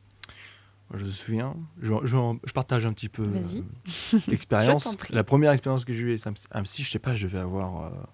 J'étais gamin, je devais avoir 7 ou 8 ans, un truc comme ça. Mon père qui était venu avec moi s'en souvient très bien aussi, parce qu'il s'est passé un truc un peu glauque. Je suis allé voir un psy parce que l'école l'avait proposé à mes parents. Alors, j'étais pas méchant, j'étais un peu remuant, mais j'étais pas quelqu'un de méchant. Il lui allait voir peut-être un pédopsychiatre, peut-être un psychologue. Je sais plus ce que c'était exactement comme si. C'était une femme. Et je me souviendrai toujours de le bureau. Alors, il y avait un poster de Sonic, ça m'a marqué. Ça, j'aimais bien, un poster de Sonic. La psy, son bureau et 3 chaises devant son bureau. Tout. Et mon père prend la chaise de droite et je prends la chaise de gauche. Et au milieu, il y a un trou. Bon, on était dans la salle d'attente, comme tout le monde. C'était long, on s'installe là, mon père à droite et moi à gauche. Et d'entrée, elle a dit un truc, pourquoi tu te mets pas à côté de ton papa? Tu l'aimes pas ton papa? Ah ouais? Ouais, d'entrée. Et ça m'a marqué, quoi. La vache! Et si tu veux, alors moi j'étais tout penaud, quoi. Alors là, je faisais pas de conneries. Hein. Je bouffais pas. Je comprenais pas ce que je foutais là. Et on est ressorti de là, et mon père, il dit n'importe quoi. Vraiment, n'importe quoi. Et beaucoup plus tard, mon père me dit, en fait, c'était une connerie, t'allais très bien, c'est tout. C'est juste que t'avais le citron là-haut qui surchauffait un peu, mais voilà, c'est tout. T'étais ultra curieux, tu touchais à tout, mais voilà, t'allais très bien, en fait. Et je comprends qu'on ait une mauvaise expérience avec ça. Le micro, il est là. Pardon, quand t'es enfant et que t'entends une personne que tu connais pas te dire marqué, ça, quoi. mais tu l'aimes pas m'étonnes. ton papa? Mais bien sûr que si, je le kiffe, mon père. J'ai pas de problème avec lui. C'est violent. C'est ouf, hein. Donc voilà, ça peut mal se passer. Mais bon, pour moi, ça a été un tout petit traumatisme parce que j'étais gamin et que je m'en souviens toujours. Donc ça prouve que ça a été marquant. Ah oui. Beaucoup plus tard, j'ai été voir mais beaucoup plus tard, quoi. Genre 25 ans plus tard. Non, un peu moins quand même. Je suis allé voir d'autres psychologues de mon propre, de mon plein gré, quoi. Et c'était trop bien, c'était super. Je suis tombé sur des bonnes personnes qui ont su me mettre en confiance et dans lequel il y avait un vrai dialogue. C'est cool que tu te sois pas arrêté justement à cette expérience. Ah bah non, non, non. Mais il y en a Puis, plein hein, je qui me le suis font. dit, Mhm. le temps a passé Oui, depuis. oui, Peut-être oui. que la psychologie a évolué. Donc, ouais, donc ne pas s'arrêter à une expérience Mhm. qui peut être naze. Ouais. Et si vous ressentez vraiment le besoin d'aller voir quelqu'un, bah, voilà, écumez les Et puis faites psychologues. marcher l'oreille, enfin pas l'oreille, Vos relations. Ouais, voilà, les relations. Ouais, demandez aux gens autour de vous s'ils voient des psys et s'il y a des gens qui peuvent conseiller. Ouais. Ah, moi, je vais voir un tel, je vais voir un tel. Ouais. En sachant que ces gens-là sont soumis au secret professionnel. Mhm. Donc, c'est pas parce que vous allez voir le psy d'un pote que. Ah bah non, surtout pas. Hein. Que vous saurez tout non, de non. votre pote, quoi. Non, non, rien. D'ailleurs, vous saurez rien. Ça reste. Tout à l'heure, on a parlé justement de choix de psy, que ça peut être un homme, ça peut être une femme. Mhm. Ou ça peut être, je pense qu'il y a même des psychologues non genrés, enfin tout ça. Mais je me suis posé cette question tout à l'heure. Est-ce qu'un sexologue est un psychologue? Non. Non. Alors, c'est une formation qui est. Je me suis renseignée parce que ça m'aurait bien intéressé de le faire. C'est une formation en plus. Mais t'es pas obligé d'avoir fait les études de psychologie pour être sexologue. D'accord. Mais si on a des soucis sexuels, Oui. quels qu'ils soient, Ouais. on peut aller voir un psychologue. Oui. Il sera en mesure d'aider. Ça dépend du Bah, psy. ça dépend- T'as et puis ça des gens dépend- qui vont pas forcément être à l'aise avec la sexualité. Ouais. Et logiquement, encore une fois, si le psychologue n'est pas à l'aise avec le sujet que tu apportes, il te réoriente. Parce que justement, le psy, c'est un choix, mais dans les deux sens. C'est-à-dire que c'est pas parce que tu vas voir un psychologue que le psychologue va forcément te dire oui. Ça va Ouais. être en fonction aussi de ce qu'il lui ressent. D'accord. Il peut pas forcément tout accompagner aussi en fonction de son vécu à lui, tu vois. Si par exemple récemment, moi j'ai perdu, par exemple, imaginons, j'ai perdu quelqu'un de ma famille très proche, admettons, je sais pas, mon père par exemple, et que quelques semaines après une personne vient me voir et qu'elle me dit j'ai perdu mon père, une problématique de deuil, etc. Ça peut être difficile pour moi d'accompagner cette personne-là. Donc là je vais pouvoir lui dire, mais en fait je ne vais pas pouvoir vous accompagner. Ouais. C'est ça aussi, c'est de savoir à un moment donné où sont tes limites. C'est aussi ça, être psy. Ok, d'accord. Donc, les sexologues ne sont pas forcément psychologues. Non, mais tu peux être psychologue et sexologue. Ok, ça marche. Voilà. Pour ça, le côté homme-femme, peut-être Mais plus... je crois qu'il y a des bonnes formations. Hein. Ouais, bah ouais, j'ai l'impression que psychologue, en fait, c'est hyper vaste. Tu peux toucher un petit peu à tout. Et voilà, donc si on a des petits soucis sexuels, ça arrive à tout le monde. Il n'y a pas de honte à avoir. Ne pas hésiter à aller voir un sexologue, ça peut aider. Donc, pensez-y. Si vous avez des soucis, je pense qu'on va pouvoir attaquer les clichés. Parce que la liste est longue. Je sais pas si on va pouvoir tous... Ouais, il y a 8 heures passées. On va pouvoir attaquer les clichés que j'ai pu trouver, moi, en fouinant sur le internet. Il y a des tas de trucs qui sont assez flippants. On en a déjà écumé quelques-uns là, dans la conversation qu'on a depuis 1 heure. Alors, la première m'a fait tilter. Les gens n'utilisent que 10% de leur cerveau. Ça vient d'où, ça? Ça, c'est, pas obligé d'apporter une non, réponse, mais juste ça vient d'où? Ça, il faut avoir du côté des neurosciences. Et en effet, on a une capacité, on n'utilise pas, on n'utilise même pas je sais pas, peut-être un 15e de notre capacité cérébrale. Parce que il y a beaucoup de choses qui sont liées à cette phrase. L'être humain n'utilise que 10% de la capacité de son cerveau. Il y a même des films qui ont été faits dessus. Mais en fait, j'avais lu une étude, ça fait toujours bien de placer avant une phrase, j'ai lu une étude qui disait que, alors, si l'homme utilise 100% de son cerveau, sinon il serait en incapacité de faire certaines choses. C'est juste que quand on fait quelque chose, on n'utilise que 10% de notre cerveau. Oui. C'est-à-dire que quand je cours, je marche pas, je mange pas, je fais des choses que je ne fais pas. C'est-à-dire que toutes tes régions cérébrales ne s'allument pas en même temps. Voilà, c'est ça. Oui, je ne suis pas en train de dormir, je ne suis pas en train de rêver, non. je suis juste en train de courir. Donc à ce moment-là, il n'y a que 10% de mon cerveau qui fonctionne. Mais l'être humain est en mesure d'utiliser 100% de son cerveau. Mais pas en même temps. C'est-à-dire que vous courez et marchez en même temps. Ouais. Mais ça, c'est pas possible. Donc voilà, je voulais savoir si cette phrase te parlait. Oui, elle me parle, mais après, j'ai pas suffisamment de connaissances dans le domaine pour pouvoir apporter plus de précision à ça. Même si j'aime beaucoup les neurosciences, mais là, je voudrais pas dire de bêtises. Ouais, bon d'accord. Donc, Attention quand on Ouais. entend des phrases comme ça. Mais je crois, il me semble que ce que tu me dis, je l'ai lu aussi. Il Mm. me semble que c'est. En tout cas, c'était intéressant. Ouais, ouais. Ça reste de la recherche, Mm. donc ça peut être contredit à n'importe quel moment, quoi. Euh, Ah, le schizophrène, enfin les schizophrènes, ont plusieurs personnalités. Alors, c'est souvent la confusion qu'on fait. C'est parti. Vous avez 2 heures. Il y a souvent une confusion entre la schizophrénie et le trouble de la personnalité multiple qu'aujourd'hui on s'appelle. Bonjour Bluebert. J'espère que tu vas bien. Bon réveil. Bonjour. On parle psychologie. Donc, le schizophrène. Alors en fait, aujourd'hui, maintenant, c'est plus le trouble de la personnalité multiple, mais le trouble dissociatif de l'identité. Et c'est pas la même chose que la schizophrénie. C'est-à-dire que dans la schizophrénie, il n'y a pas plusieurs personnes, il n'y a pas plusieurs personnalités. Généralement, je pense que cette confusion, elle se place au niveau des hallucinations auditives. Le fait que comme il se parle, comme on l'entend parler tout seul ou qu'il entend des voix, on attribue ça à une autre personnalité qui est dans la tête. Mais non, c'est pas ça. Alors que le trouble dissociatif de l'identité, de ce que j'ai compris, c'est un mécanisme de survie quand tu vis un traumatisme à répétition. Par exemple, un enfant qui se fait violenter, qui a des violences sexuelles ou physiques à répétition, pour pouvoir survivre, il va mettre en place ce qu'on appelle une dissociation. Donc, c'est une évasion psychique. Sauf que quand tu fais cette dissociation, tu as des phénomènes, ce qu'on appelle des sentiments de dépersonnalisation, le fait de se sentir à côté de son corps, d'être autour de toi, rien n'est plus réel. Et en fait, en faisant ça, quand tu dissocies, tu enfermes une partie de ta mémoire traumatique. Et en fait, cette mémoire traumatique, elle continue d'évoluer de manière autonome en toi. Et c'est ce qui fait que ça développe des personnalités, différentes personnalités.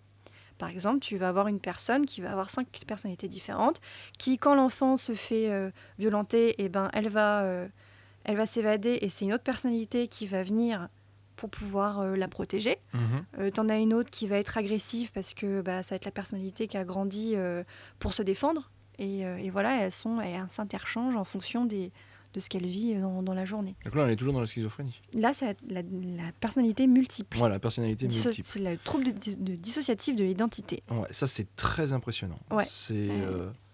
On a vraiment affaire à 2 personnes différentes. Ou plus. Oui, ou plus. Le record, je ne sais pas combien il est, mais c'est pas forcément 2 personnes, une gentille et une agressive. Et c'est souvent lié donc, à un trauma de ouf. Ça se voit aussi notamment chez des victimes de viol. Beaucoup. Qui oublient, vraiment... C'est l'amnésie traumatique. Ouais, elles oublient totalement ce moment horrible. Et on peut leur poser toutes les questions du monde. Oui, et ça peut durer des années. C'est pour ça que ils ont allongé le délai de prescription. Parce qu'on s'est rendu compte que tu as des personnes qui vont vivre un trauma et qui, pendant 40 ans, ne vont pas s'en souvenir. Ça s'appelle une amnésie traumatique et qui peut revenir du jour au lendemain. Et alors là, c'est horrible parce que tu revis carrément le trauma comme si c'était...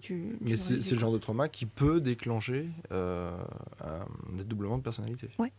D'accord. Oui. Okay. Et la schizophrénie, il y a encore plein de questions autour de l'origine de la schizophrénie. Il y a une part qui est génétique, qui se passe au niveau du cerveau.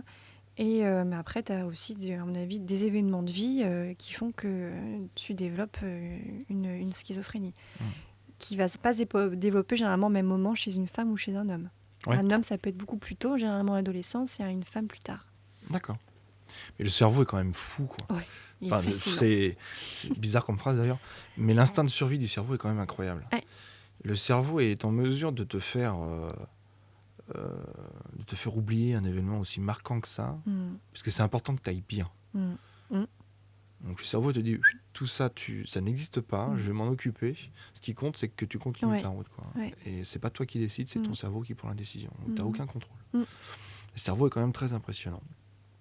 Ok. C'est-à-dire que s'il le fait pas, en fait, tu peux mourir. Dans le sens, quand tu vis un traumatisme, ton cerveau va venir... je vais essayer de pas être trop dans la neuroscience, mais t'as comme une alarme incendie dans ta tête qui s'allume automatiquement pour dire qu'il y a une menace.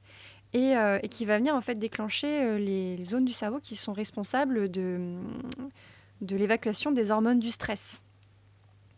Sauf que, en fait, l'alarme, elle s'éteint pas toute seule. C'est-à-dire qu'il y a une autre région du cerveau qui doit venir l'éteindre. Sauf que quand tu es paralysé, c'est tout ton cortex cérébral qui est paralysé, et donc du coup, tu peux pas éteindre l'alarme.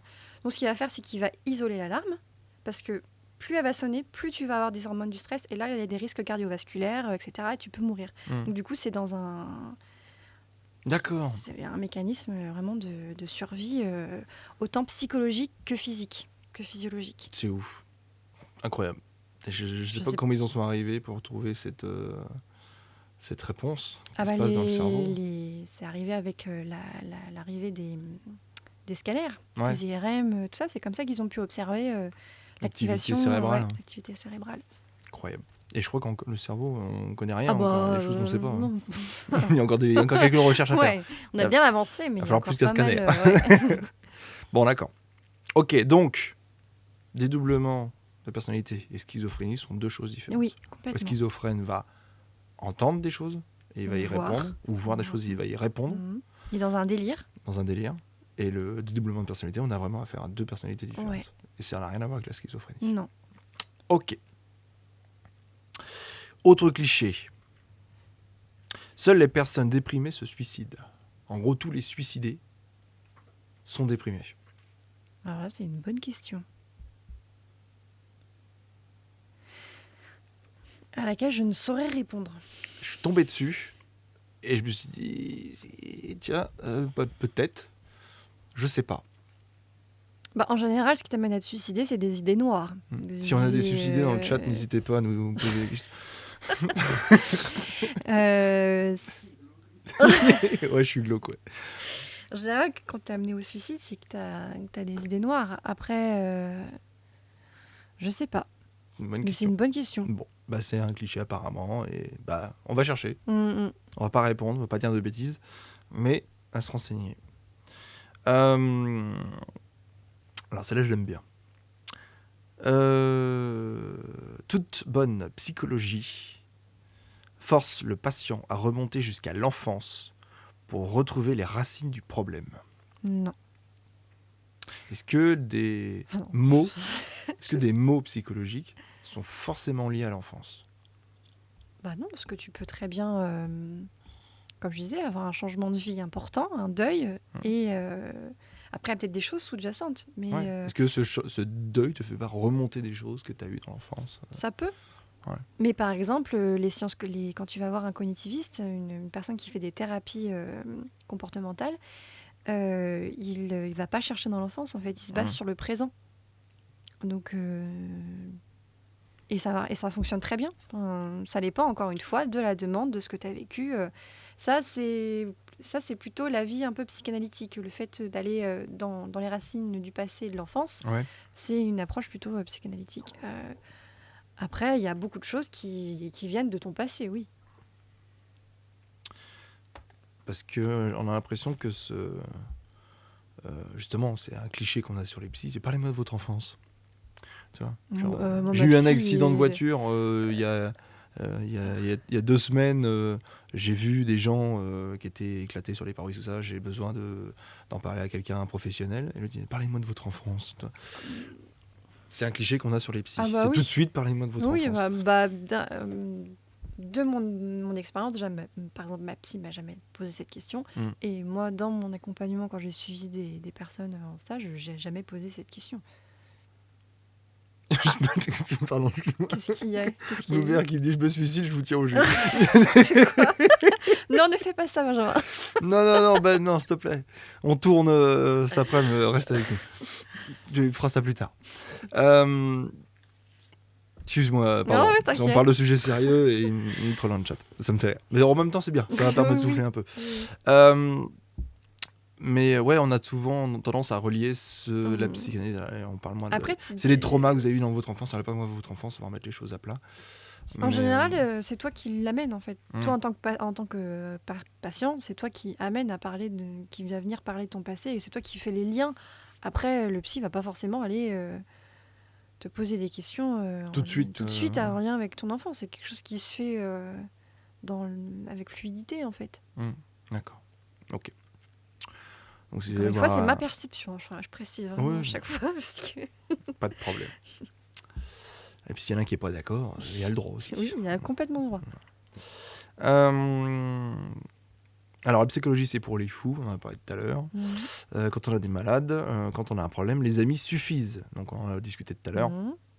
C'est que, que vous pouvez aller voir vos amis discuter. Des fois, ça suffit, ce sera moins cher. Peut-être pas, remarque que si vous êtes dans un bar, ça peut coûter pareil. Mais éventuellement, si ça ne fonctionne pas, si les amis ne suffisent pas, allez voir quelqu'un.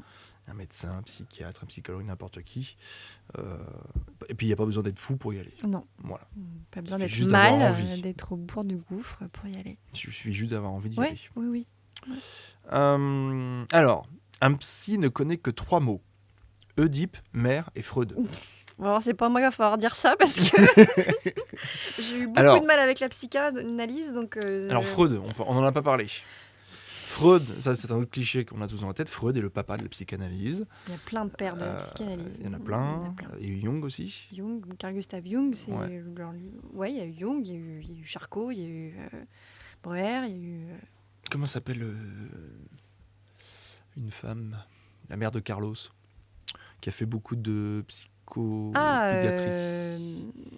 Dolto, Françoise Dolto aussi. Donc, Freud, on a toujours tendance à ramener la psychologie, la psychanalyse, la psychiatrie, la psychothérapie à Freud.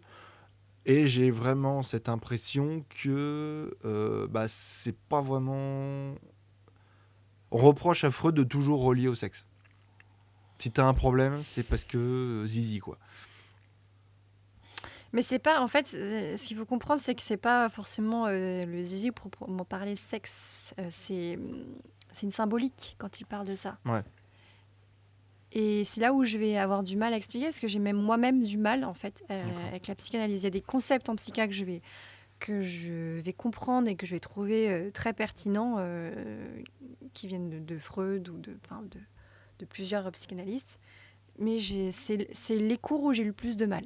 Ouais. C'est vraiment les cours où j'ai eu le plus de mal, mais parce que je pense qu'il faut que j'aille lire. Mais le problème, c'est que quand tu lis de la psychanalyse, c'est dans un vocabulaire qui est justement très psychanalytique. Et si t'as pas le vocabulaire, si t'as pas le vocabulaire, c'est compliqué. Après, du coup, ça s'apprend. Mais il y a des choses qui sont très pertinentes et très intéressantes, comme des choses qui, moi, vont pas forcément m'intéresser, ou encore dans d'autres courants qui vont être pertinentes et d'autres non pour moi. Tu vois, ça dépend pour moi et puis pour l'autre, en fait. Ça dépend, encore une fois, de la personne que tu as en face de toi. Ouais, ok. Ça reste quand même assez libre, au final, oui. l'interprétation de la psychologie, quoi. Oui, ouais. Okay. Ça roule. Oedipe. Alors là, on l'entend partout, ça. C'est incroyable. Je sais pas, si tu clignes 2 fois des yeux, c'est parce que tu as un complexe d'Oedipe. Ouais. Tu dis je t'aime à ta maman, complexe d'Oedipe. Ouais. Alors, on peut rappeler ce que c'est que le complexe d'Oedipe, évidemment. Tu l'expliqueras mieux que moi, je pense. Je suis même pas sûre. Moi, je connais la légende d'Oedipe. Ouais. Et encore, Oedipe, il y a un autre terme pour les filles. Est-ce que Oedipe, c'est quand c'est le garçon qui tombe amoureux de la mère, amoureux de la mère, perd. Et quand c'est la fille, c'est un autre terme et je ne sais plus ce que c'est. On va trouver ça en régie, je suis persuadé qu'ils vont nous le trouver. Mais donc ce fameux complexe d'Oedipe, le fait d'être amoureux de sa mère et de tuer son père, on va pas y arriver jusque là, mais de vouloir la mort de son père. Dans la symbolique, c'est ça en fait. C'est ça, ça. C'est quelque chose qui est courant en psychologie. Parce qu'apparemment, c'est vraiment le thème que tout le monde connaît, quoi. Parce que c'est celui qui a fait le plus parler de lui et c'est celui un des termes qui a émergé le plus tôt. Mais en soi, non, pas vraiment. Non, pas encore une fois, ça dépend du courant que tu utilises en fait. Ouais. Ça dépend vraiment de. Ouais, c'est un truc de Freud, ça, je crois. Non oui, c'est Freud qui l'a pendu. Ok. Qui l'a pendu. Bon, à se renseigner. Ça existe, ça c'est sûr. C'est appelé comme ça. Mais après, ça sera appelé d'une autre façon chez d'autres thérapeutes. D'accord. C'est pareil en fait. C'est pour ça en fait les termes, ça dépend. Le fameux terme du 37 degrés psy. Qu'est-ce que c'est ça? Alors là, j'ai jamais entendu parler de ça. Il y a, alors, d'après ce que j'ai lu, Mhm. espèce de balance qui pose la psyché, ou je sais pas quoi, enfin l'équilibre mental, on va dire, Mhm. sur le 37 degrés psy. Donc le milieu, c'est 37. Et plus tu vas au-dessus, euh, je vais pas aller plus loin. Alors moi, j'ai jamais entendu parler de ça, Parce donc que je vais pas c'est, pouvoir t'aider. je vais dire une grosse bêtise, et puis je me suis pas assez renseigné. Mais en gros, il y a un côté, il y a une balance qui va vers deux opposés. Je crois qu'il y en a un, c'est trop d'attachement, et l'autre, c'est le détachement total. Et au milieu, tu as ce qu'on appelle le 37 degrés psy, qui est l'équilibre entre les deux. Voilà. Alors, Ça- je pense pas que ce soit issu de la psychologie, ça, hein. D'accord. Parce que honnêtement, j'en ai jamais entendu parler et c'est un peu étrange de voir les choses de cette manière-là. Et Mais Internet, hein, oui, oui. tu vois. Donc c'est pour ça que je pose ces questions, Mhm. parce que c'est Non, des mais choses alors que tout tu ça, tombes dessus. C'est sur Internet. Mhm. Tu veux te renseigner un peu et tu peux tomber sur énormément de conneries en fait. Donc j'avais besoin d'une professionnelle pour, Ouais, tu vois, ouais. pour tirer Ça, un petit peu en tout tout ça. cas, moi, j'ai jamais entendu parler, donc je vais pas pouvoir apporter beaucoup de précisions sur le sujet. Bon, eh ben faites attention. Parlez-en à votre psy. Et le dernier et non des moindres. Donc ça, c'est la phrase que j'avais entendue lorsque moi j'ai étudié un tout petit peu la psychologie il y a 10 ans. C'était donc des cours qu'on avait en plus à la fac. Mhm. Et on a un prof qui nous a énuméré plusieurs anecdotes, euh, plus loufoques les unes que les autres par rapport au suivi psychologique. Tu Mhm. vois, les raisons qui ont poussé les personnes à avoir quelques tocs, quelques phobies. On aurait pu en parler des phobies aussi, ça.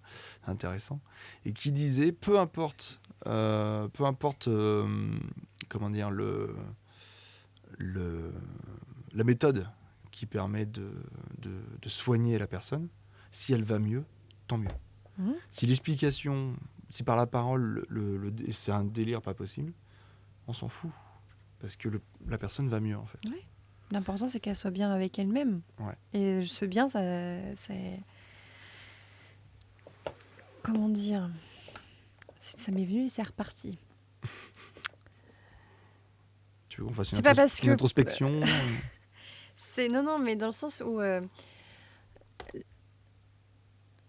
se sentir bien, c'est très subjectif en fait. C'est pas, par exemple, toi tu vas dire je me sens bien aujourd'hui parce que t'as raison. Bah, une personne, c'est pas forcément sa définition. Donc Ouais. peu importe en effet comment tu t'y es pris, quelle approche c'était, ça a été complètement un délire ou quoi. Si la personne va mieux, bah, Ça va c'est mieux, ce qui quoi. compte en fait. Point barre. Ouais. Ok, ça marche. Donc, parfois, si vous êtes suivi par un psy et que vous arrivez à mettre un truc peut-être complètement délirant sur quelque chose qui vous handicape dans votre vie tous les jours, et ben ne pas hésiter à aller fouiner là-dedans parce qu'il se peut que ça aide Bah à ouais. aller mieux en fait. Je sais pas, il y avait une histoire comme ça d'une fille qui avait peur du bus. Mhm. Je crois que c'est ça. Ouais.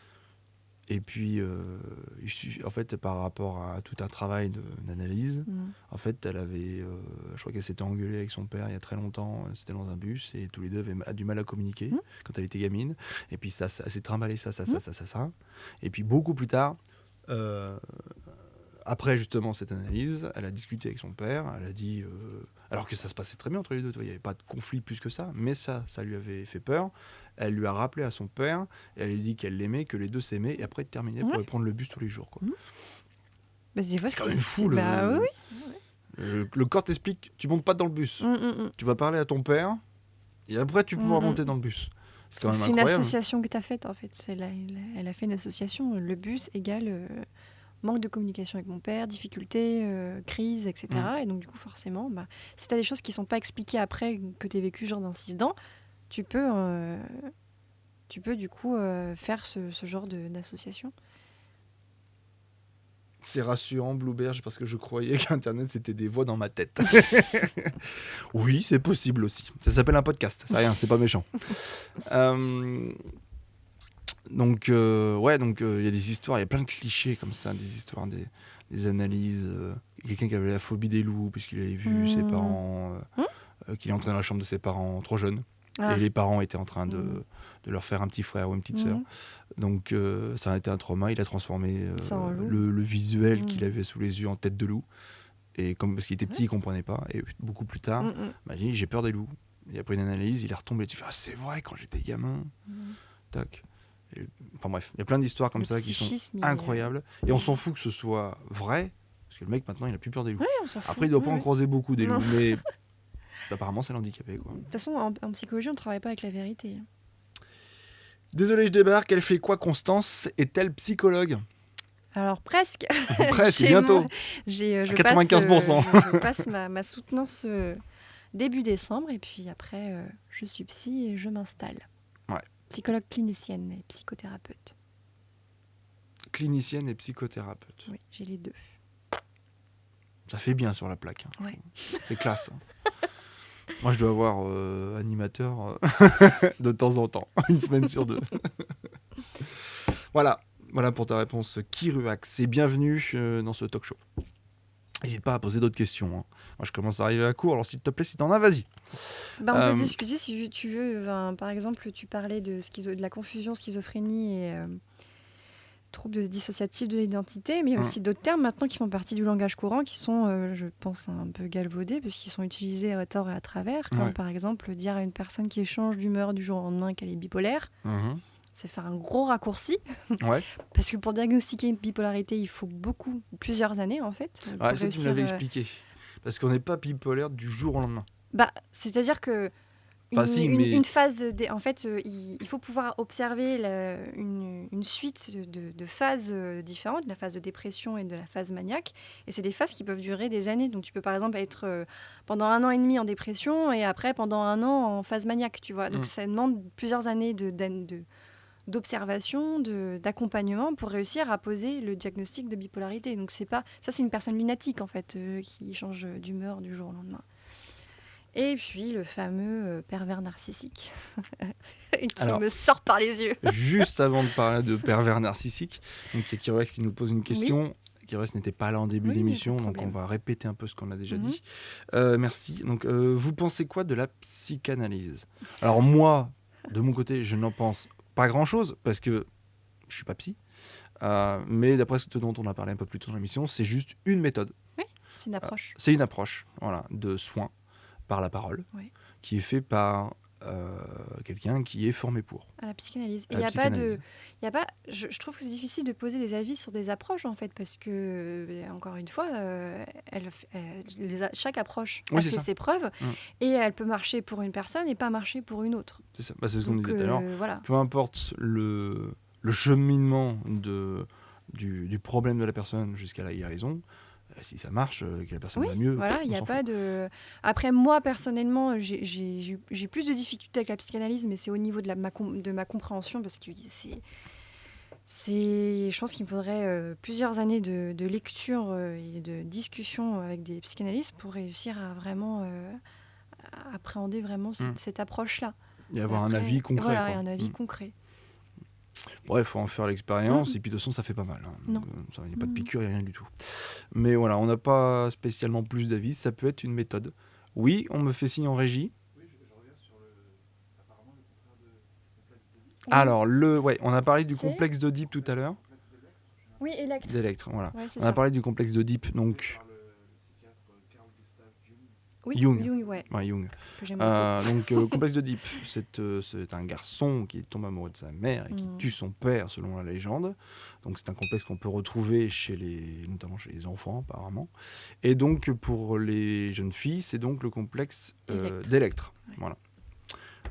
On cherchait ça tout à l'heure, donc on a la réponse. Merci la régie. Un petit peu en retard, mais merci quand même. Désolé si vous en aviez parlé, c'est pas grave, on peut répéter, il n'y a pas de souci. La psychanalyse a fait ses preuves pour l'interrogation. D'après les infos que j'ai, ce sont surtout des arguments irréfutables et donc qui ne proviennent pas de méthodes scientifiques. C'est pareil, c'est un avis. C'est un avis, et puis méthode scientifique, je veux dire, moi j'ai un avis un peu... La science, elle peut pas tout expliquer, et c'est pas parce que la science explique quelque chose que... qu'il y a une vérité en fait. En psychologie ou en psychanalyse, on considère qu'il n'y a pas de vérité universelle, en fait. La vérité, elle est propre à chacun.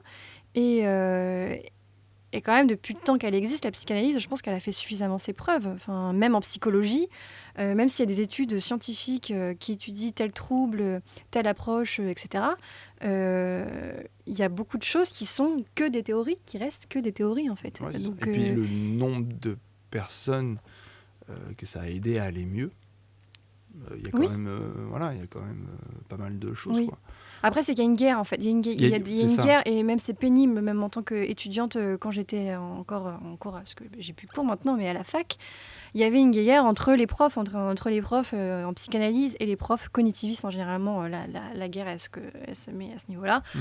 Et je trouve ça, enfin, là, ça va être vraiment un avis, le mien. Je trouve ça ridicule, en fait, parce qu'à partir du moment où une approche aide une personne, je vois pas l'intérêt d'aller essayer de dire que telle approche est inutile ou qu'elle n'a pas fait ses preuves, etc. Qu'elle n'a pas de résultats scientifiques. Ça a aidé plein de gens. Mhm. Donc à partir du moment où l'approche aide une personne, c'est ce qui compte. Il n'y a pas de vérité. Tu connais l'argument des deux camps? Des quoi? Tu dis il y a deux camps qui se Oui, qui se tapent dessus. la cognitive, ouais, et les psychas. Et les Vas-y. psychas, est-ce que tu connais les arguments de chacun? C'est pourquoi ils se mettent dessus, en fait? Ce que la personne vient de dire, c'en est un de la part des cognitivistes. D'accord. Ce sont surtout des arguments irréfutables. Oui, pas de preuves Enfin, la psychanalyse a fait ses scientifiques, preuves pour l'intégration. D'après les infos que j'ai, ce sont surtout des arguments irréfutables et donc qui ne proviennent pas de méthodes scientifiques. Sous prétexte que ce n'est pas une méthode scientifique, elle n'est pas certifiée efficace, quoi. Bah, moi, j'ai du mal avec ça, parce que Ça, c'est- à c'est- partir du moment, par C'est ce que exemple... disent les cognitifs. Oui. Enfin, entre autres, après, il y a sûrement d'autres arguments derrière, mais par rapport aux trucs scientifiques, je veux dire, par exemple, si vous allez en Chine, ils utilisent des médecines qui n'ont pas forcément de preuves scientifiques, comme on l'entend nous en Occident, Mhm. mais qui font leurs preuves depuis des millénaires et Et qui sont toujours et qui utilisés. sont toujours utilisées. Enfin, D'accord. voilà, moi, ça, c'est dans ma perception. Je On sent que ça cherche t'énerve. pas. Hein. Ça te... Non, mais c'est que je cherche pas toujours à rattacher à la science, en fait. Ouais. Tant que ça Tu marche. connais mon Oui, ouverture. Je connais ton ouverture, pas de problème. On vous ne forme pas à la méthode scientifique en école de psychologie. Ah si, moi, j'ai...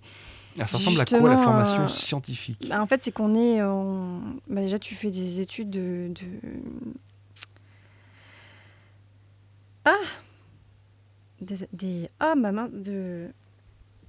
des maths. Tu fais des maths, enfin, Ouais. des statistiques, voilà. Ah, statistique. Voilà. Ah oui, d'accord.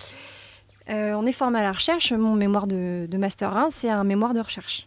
Donc, où en L2, en L3, tu as des cours sur la méthode, les recherches, la méthode scientifique, pour créer ta propre recherche à toi. Hmm. Donc D'accord. si, on y est formé. Après, il y a peut-être des facs qui ne forment pas. Hein. Je pense par exemple aux facs qui sont très orientées psychanalytiques.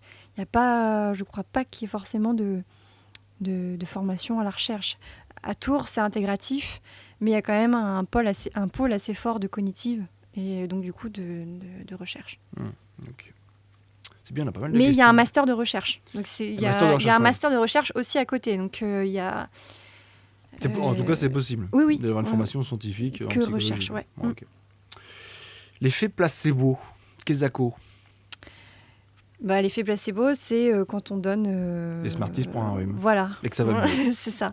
À partir du moment où ça fonctionne sans forcément qu'il y ait une nature chimique qui provient d'un médicament, encore une fois, c'est ce qui importe. Est-ce que l'homéopathie et le placebo, c'est le même combat? Ah, je fous la merde. Là, puis là, c'est de la médecine, donc je vais pas pouvoir trop aider. Ouais. Après, il y en a qui vont dire que c'est placebo. C'est et un autre d'autres, secteur. voilà, C'est un autre truc. Mais pour certains, l'homéopathie, c'est des boules de sucre. Et on te fait croire que Non, tu parce vas que mieux t'as à une cause concentration d'un- quand même de plantes dedans. Et Ouais. moi, je me soigne qu'à l'homéopathie aux plantes. Hein, Ouais. donc, Ah, et ça marche. Et il y a deux combats. Est-ce que tu veux un peu d'eau? Oui, je veux bien, s'il te plaît. Il y a deux combats là-dessus. Il y en a qui disent que c'est juste des boules de sucre et c'est dans la tête après que ça va mieux. Et il y en a certains pour qui ça a de l'effet, l'homéopathie, et ça fonctionne, et tout le tintouin, quoi. Donc, bon, là, je veux dire, c'est comme en psychologie. Hein. Si ça fonctionne. C'est ce qui compte. Mais Ce qui compte, voilà. c'est ce que on... fait que la personne aille mieux, peu importe le chemin vers lequel qu'elle a pris. Et bien, Kiruax, après toutes ces questions sur le côté science de la psychologie, nous dit « Ok, je pense qu'on n'est pas sur la même longueur d'onde. » Mais bon, c'est le but de cette émission. C'est dommage d'ailleurs, c'est très bien d'avoir Kiruax sur le plateau, tu vois, parce que j'aime bien ce genre d'émission pour avoir les avis de tout le monde. Donc, et c'est fait pour ça aussi, cette émission, présenter les avis de tout le monde. Donc aujourd'hui, c'est l'avis de Constance. Et de toute façon, on en a parlé en début d'émission. Pas forcément, il y a des gens qui vont dire « moi, je suis pas d'accord ». Et je trouve ça même encore plus sympa quand les gens sont pas d'accord. C'est mon approche, c'est ma perception, c'est ma compréhension de l'humain et du monde. Et après, peut-être que Kiruax fait aussi des études en psychologie. je me suis posé la question. Et du coup, pas les mêmes, tu vois. Donc, n'hésite pas à nous le dire. Est-ce que les complotistes ont des pathologies psy? Le fait de ne plus avoir confiance en quoi que ce soit, est-ce que c'est une pathologie? Certains vous diraient que oui. C'est Sauf, pas un sujet que j'ai trop étudié, sauf eux. Après, il y a des... C'est difficile à répondre à ça, parce que, encore une fois, c'est du cas par cas. Ça dépend de ce que la personne a vécu, ça dépend de son mécanisme de réflexion. Quelqu'un qui va être complotiste parce qu'il ne croit pas à une chose, tu vas dire ça j'y crois pas, à mon avis, ça doit être un autre délire. Et puis on va dire le compulsif, impulsif. Donc t'as de la paranoïa, etc. Ouais, paranoïa par exemple. Oui. Lui, il ne croit en rien.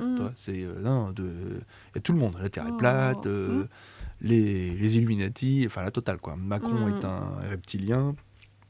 Enfin tous ces complots là. Ça dépend si on qualifie une maladie psy ou une pathologie à partir du moment où ça vient entraver en fait le fonctionnement quotidien de la personne. Ouais. Donc, c'est devenu un handicap quoi. Voilà, c'est ça.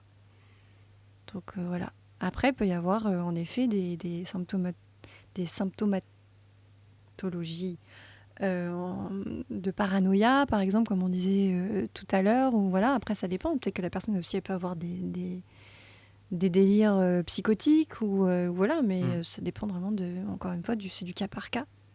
On peut avoir des complotistes qui peut-être ont des pathologies comme d'autres qui n'en ont pas.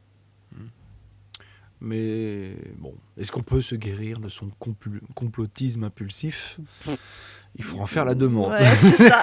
Et si quelqu'un qui est complotiste à fond, il dit dans les psys, bah oui, j'y crois pas. Il est dans son truc, donc il va pas dire j'ai besoin d'aide. Ouais, ça, il va dire je vais bien. Mais, c'est les autres qui vont mal. Ouais, pour un fou, c'est les autres qui le sont. Pour un fou. T'aimes pas ce terme fou? Non, j'aime pas ce mot. Je suis d'accord. Je veux rien dire. Donc Kiruax nous répond: je suis sceptique et je fais partie d'associations de défense de l'esprit critique et de la méthode scientifique.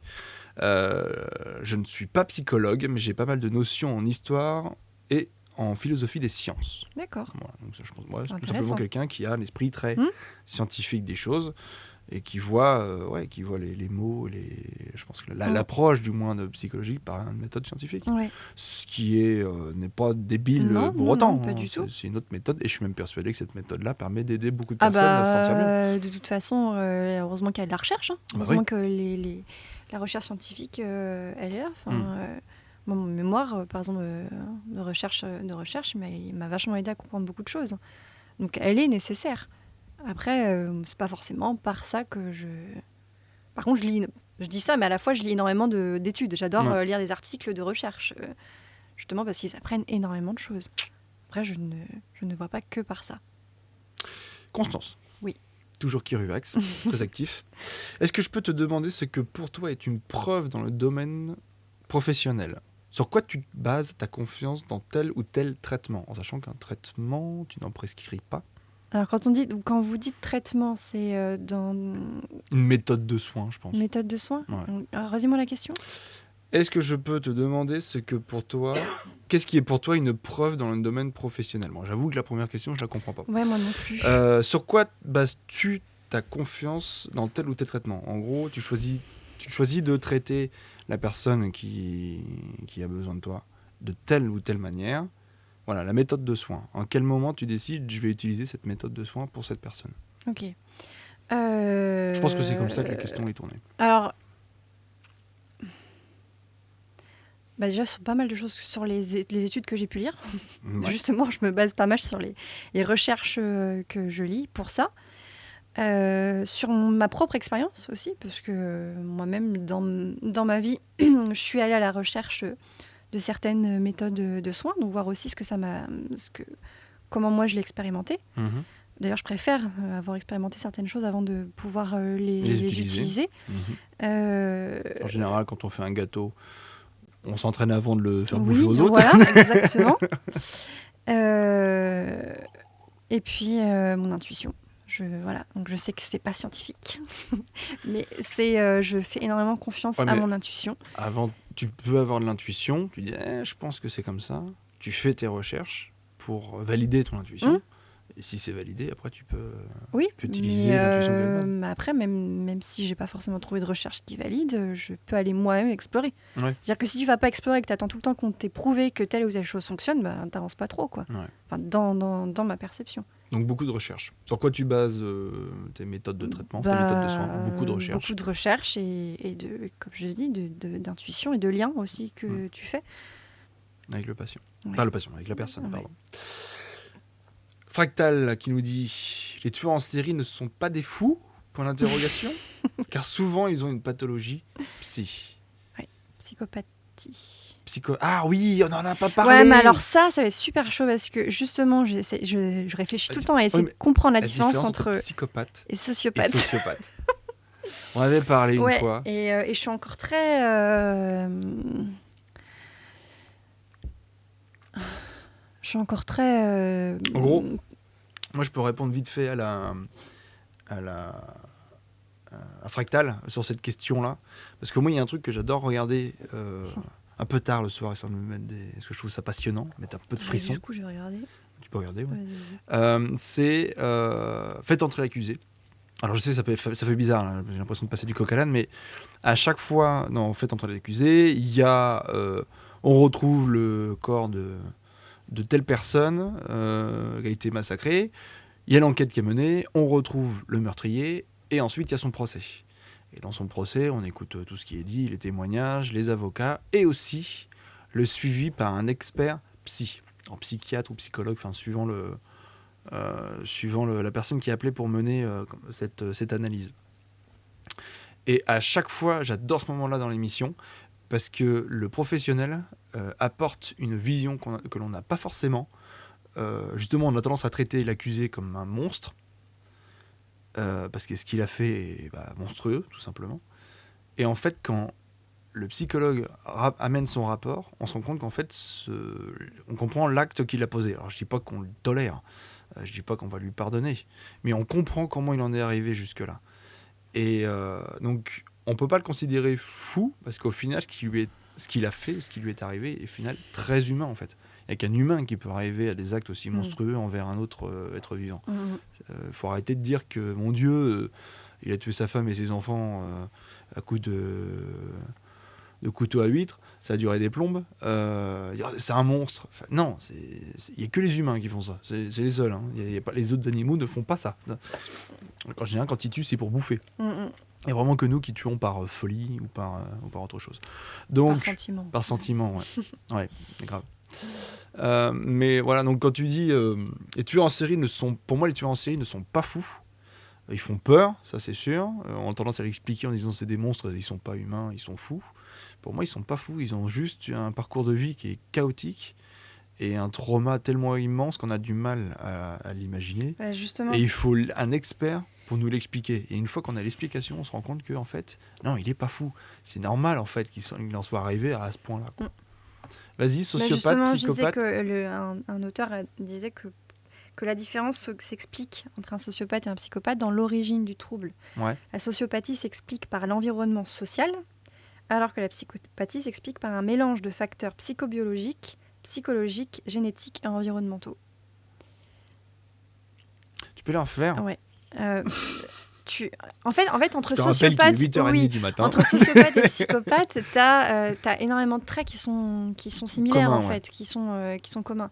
La différence, elle va se situer dans l'origine du développement de ces personnalités. D'ailleurs, on parle pas vraiment en psychologie on pose pas vraiment le diagnostic de psychopathe ou sociopathe. On parle surtout de personnalité antisociale. Ouais. Voilà, dans ces personnalités antisociales, il va y avoir différents critères qui vont nous orienter vers plus la psychopathie ou la sociopathie. Et la différence, elle se situe dans le trouble. Donc il y en a un, le sociopathe, où le trouble provient surtout de l'environnement social. Mais j'arriverai pas à l'expliquer vraiment plus que ça. En fait. Ouais, parce que le psychopathe Et la aussi. psychopathie, c'est beaucoup plus. C'est-à-dire qu'il y a un facteur génétique, Mhm. environnemental, familial, sociétal, voilà, D'accord. tout ça. Ok. Donc on va dire vulgairement parlant, le psychopathe est plus touché qu'un sociopathe, quoi, au niveau de ses relations sociales. Ouais, oui.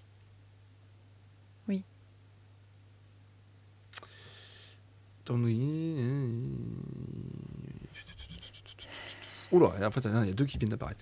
Si deux psychologues comme Constance fonctionnaient beaucoup à l'intuition, tombent en désaccord sur un diagnostic, comment on fait pour les départager? Donc imagine, toi, tu as une personne qui est avec toi. Alors, un truc à préciser, un psychologue ne fait pas de diagnostic. Ah oui, d'accord. Non. On ne fait pas de diagnostic, un psychologue. Il fait des hypothèses diagnostiques, Mhm. donc des hypothèses. Donc tout, justement, peut changer. Tout en fonction d'une personne, justement, de deux psychologues, on peut avoir des hypothèses différentes. Mais ça ne veut pas forcément dire qu'elles sont fausses. Oui.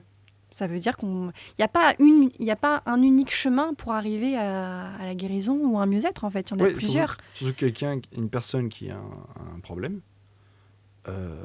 c'est pas, il va voir un psy et c'est réglé. Ah non. Il va Puis de falloir toute qu'il façon, trouve- le terme régler des problèmes, enfin, on ne règle pas vraiment de problèmes. Ouais, en on fait. règle pas vraiment de problème, mais tu vois ce que je veux dire, enfin, guérir son mot, Oui. enfin son mal, Ouais. il va pas aller voir forcément, enfin, il va pas aller dire, psy, je prends la liste, je prends le premier, c'est bon, je vais aller mieux. C'est pas un vaccin, quoi. C'est pas n'importe qui peut te faire une piqûre. C'est une méthode particulière. Donc là, la question, elle était vachement intéressante. Il y a Ouais. ce côté, si je tombe sur deux psys rigoureusement identiques, c'est qui ont chacun une intuition sur mon problème, Bah, de toute façon, lequel a raison? mais ça, Bah, le truc, c'est qu'il n'y a pas de, il y en a un qui a raison ou l'autre. Ou alors, si on parle dans ce cas-là de diagnostic de psychopathologie, là, faut aller voir dans les manuels de psychiatrie pour réussir à trouver telle caractéristique qui correspond à tel symptôme, tel trouble. Mais en soi, on fonctionne, quand tu es psychologue, tu ne fonctionnes pas avec les troubles psychopathologiques lourds. Tu fonctionnes avec des humains qui traversent des choses difficiles dans la vie. Mhm. Et il n'y a pas de qui a raison. Enfin, dans ma façon de voir les choses. Ouais, il y a pas, disons, On cherche pas à prouver quoi que ce soit. En la fait. personne va mieux. Mm. Bah écoute, ton intuition était la meilleure. Ouais. Il y aura un autre patient qui va Ou arriver. la meilleure, ou encore. Enfin, il va je mieux. sais pas, il va mieux. Il va Mais mieux. Ça fonctionne. oui. Bon, on garde celle-là. Et puis celle-là ne fonctionne pas. Eh ben, on va en essayer une autre. Je pense que c'est comme ça que ça doit marcher, quoi. Puis Donc, ça peut l'intuition, prendre du temps. elle ne naît pas de nulle part. Hein. L'intuition, elle naît, encore une fois, des choses qu'on a pu lire, qu'on a pu comprendre, de notre vécu à nous, de notre expérience, de la pratique, voilà, De plein l'écoute de choses. qu'on a Ouais. C'est pas un truc magique, hein, l'intuition. Oui, c'est pas comme ça. Non, dire, non. ah, ça y est, j'ai la solution. Non, c'est juste un lien en fait qui a été fait, c'est ça l'intuition. Ok. Mais bonne question. Mm. Je t'avoue que c'est quand même une bonne Ouais. question. J'ai vraiment du mal. Alors ça, c'est Fractal qui nous le dit. Antisocial, tu perds ton sang-froid. Je l'ai eu aussi, mais je l'ai pas faite. T'as parlé d'antisocial tout à l'heure. J'ai vraiment du mal avec les gens qui, sous prétexte qu'ils ne sont pas tout seuls dans leur tête, leurs actes est souvent minimisé. Alors attends. En gros, je suis pas tout seul dans ma tête. Tu fais une connerie, donc c'est pas de ma je faute. suis excusé. Voilà. Ça peut Ah, s'entendre. Ouais. Après, c'est pas parce qu'on explique que ça veut dire qu'on accepte. C'est pas parce qu'il y a quelque chose qui s'explique et qu'on amoindrit. Enfin, comment dire? C'est pas parce qu'on l'explique Excuse-moi. qu'on l'amoindrit. Je réponds à Dixkini. Enfin, DXQYI. C'est en vidéo ou en direct. Oui, on est en direct. On est en direct jusqu'à. Oh purée, il est déjà 48. Bon, on arrête dans 10 minutes. Ouais. Donc, mais voilà, on est en direct depuis 7h ce matin. On parle psychologie avec Constance. Voilà. Donc, bienvenue sur le chat et bienvenue sur le talk show. Donc, qu'est-ce qu'on disait? On répondait à. Sous prétexte que je suis pas tout seul dans ma tête, j'ai le droit de faire des bêtises. Oui. Enfin, ça minimise mes actes. Or, ça minimise, mais ça, c'est peut-être parce que c'est dans la compréhension que la personne elle en a. Enfin, je veux dire, je pense pas qu'on minimise. Enfin, je trouve pas qu'on minimise. On l'explique. On l'explique, mais c'est pas parce qu'on explique que ça veut dire qu'on minimise. Mm. Ça veut pas dire que c'est excusable. Et par conséquent, on adapte la sentence en fonction de ça. Ouais. et on explique, mais voilà, on n'accepte pas nécessairement. C'est quand même un peu plus dans Voilà. le droit, quand Ouais. même. Enfin, c'est plus du droit qu'autre chose. Mais ouais, c'est ça. On explique le pourquoi du comment. Mm. Et même s'il y a une autre personne qui se trimballe dans la tête, qui commet des Ça actes permet de affreux, comprendre. de comprendre, c'est ça. Psychologue ou psychanalyste ou apéro entre amis, le principal reste de pouvoir recevoir une écoute. Le plus important Complètement. reste bien-être et l'apaisement au final. Je suis absolument d'accord. Et c'est Calypso qui dit ça. C'est vrai. Coucou Calypso. Absolument d'accord. Et là, je suis antisocial, mais j'essaie d'être social, mais j'y arrive pas. Ça dépend ce que ça veut dire pour lui antisocial. Ouais, ça dépend ce que ça veut dire antisocial. Moi, je pense que je l'imagine un peu comme. J'aime pas les gens. Ouais, j'aime pas les gens. Et quand j'essaie d'être gentil, j'y arrive pas. Bon, écoute, il reste. Il y a une régie et tout hyper quali cette émission. Bah, merci. Gnome. Oh là là, les gars, vous avez des pseudos, vous me faites mourir de rire. Gnoméneux. Ouais, je pense que c'est ça, Gnoméneux. Je vais t'appeler Gnome, ça sera plus simple. Merci beaucoup.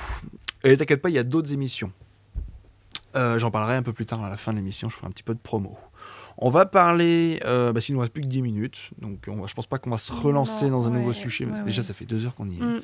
J'ai mon cerveau qui commence à On commence à fumer un peu. Ouais. fumer. Je vais me faire. Quand l'émission sera finie, je vais me faire suivre. Mm. Je vais avoir besoin de parler de tout ça. Ouais, donc merci beaucoup d'avoir pris du temps, de nous avoir sauvé cette émission aussi. Parce que, voilà, je t'ai appelé hier et tu as accepté de venir. Dans le chat, je vous laisserai débattre entre vous. Il faut qu'on termine cette émission.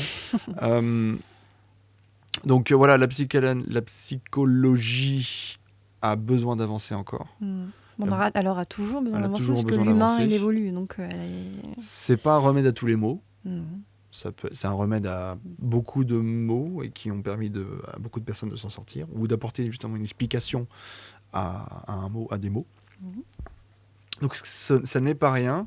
C'est des études qui sont longues, 5 ans. 5 ans, voilà, qui sont abordables. Enfin, on peut y accéder dans beaucoup de facs en France. Hein, je pense pas qu'il y en ait, On a beaucoup. qu'il y en ait peu.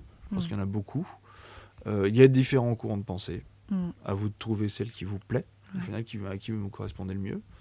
Et puis si votre méthode ne permet pas d'aider quelqu'un, c'est peut-être qu'une autre méthode sera plus adaptée à lui, quoi, tout simplement. Voilà. Bref, merci à toi. Merci à toi de m'avoir invité. C'était super intéressant. Je gardais cette idée de t'inviter depuis longtemps, parce que bon, tous les deux, on a beaucoup parlé de psychologie en dehors de cette émission, parce qu'on se connaît maintenant depuis quelques années. Et c'est toujours intéressant, et c'est peut-être bien des études qui m'auraient intéressé, mais... Après, tu peux toujours lire, hein, et puis même Ouais, des chaînes bien sûr. YouTube de Mais ça vulgarisation. Ça fera pas de moi un praticien. Non, quoi. non. Tu vois, j'ai pas Mais après, si pratiqué ça la- t'intéresse les sujets.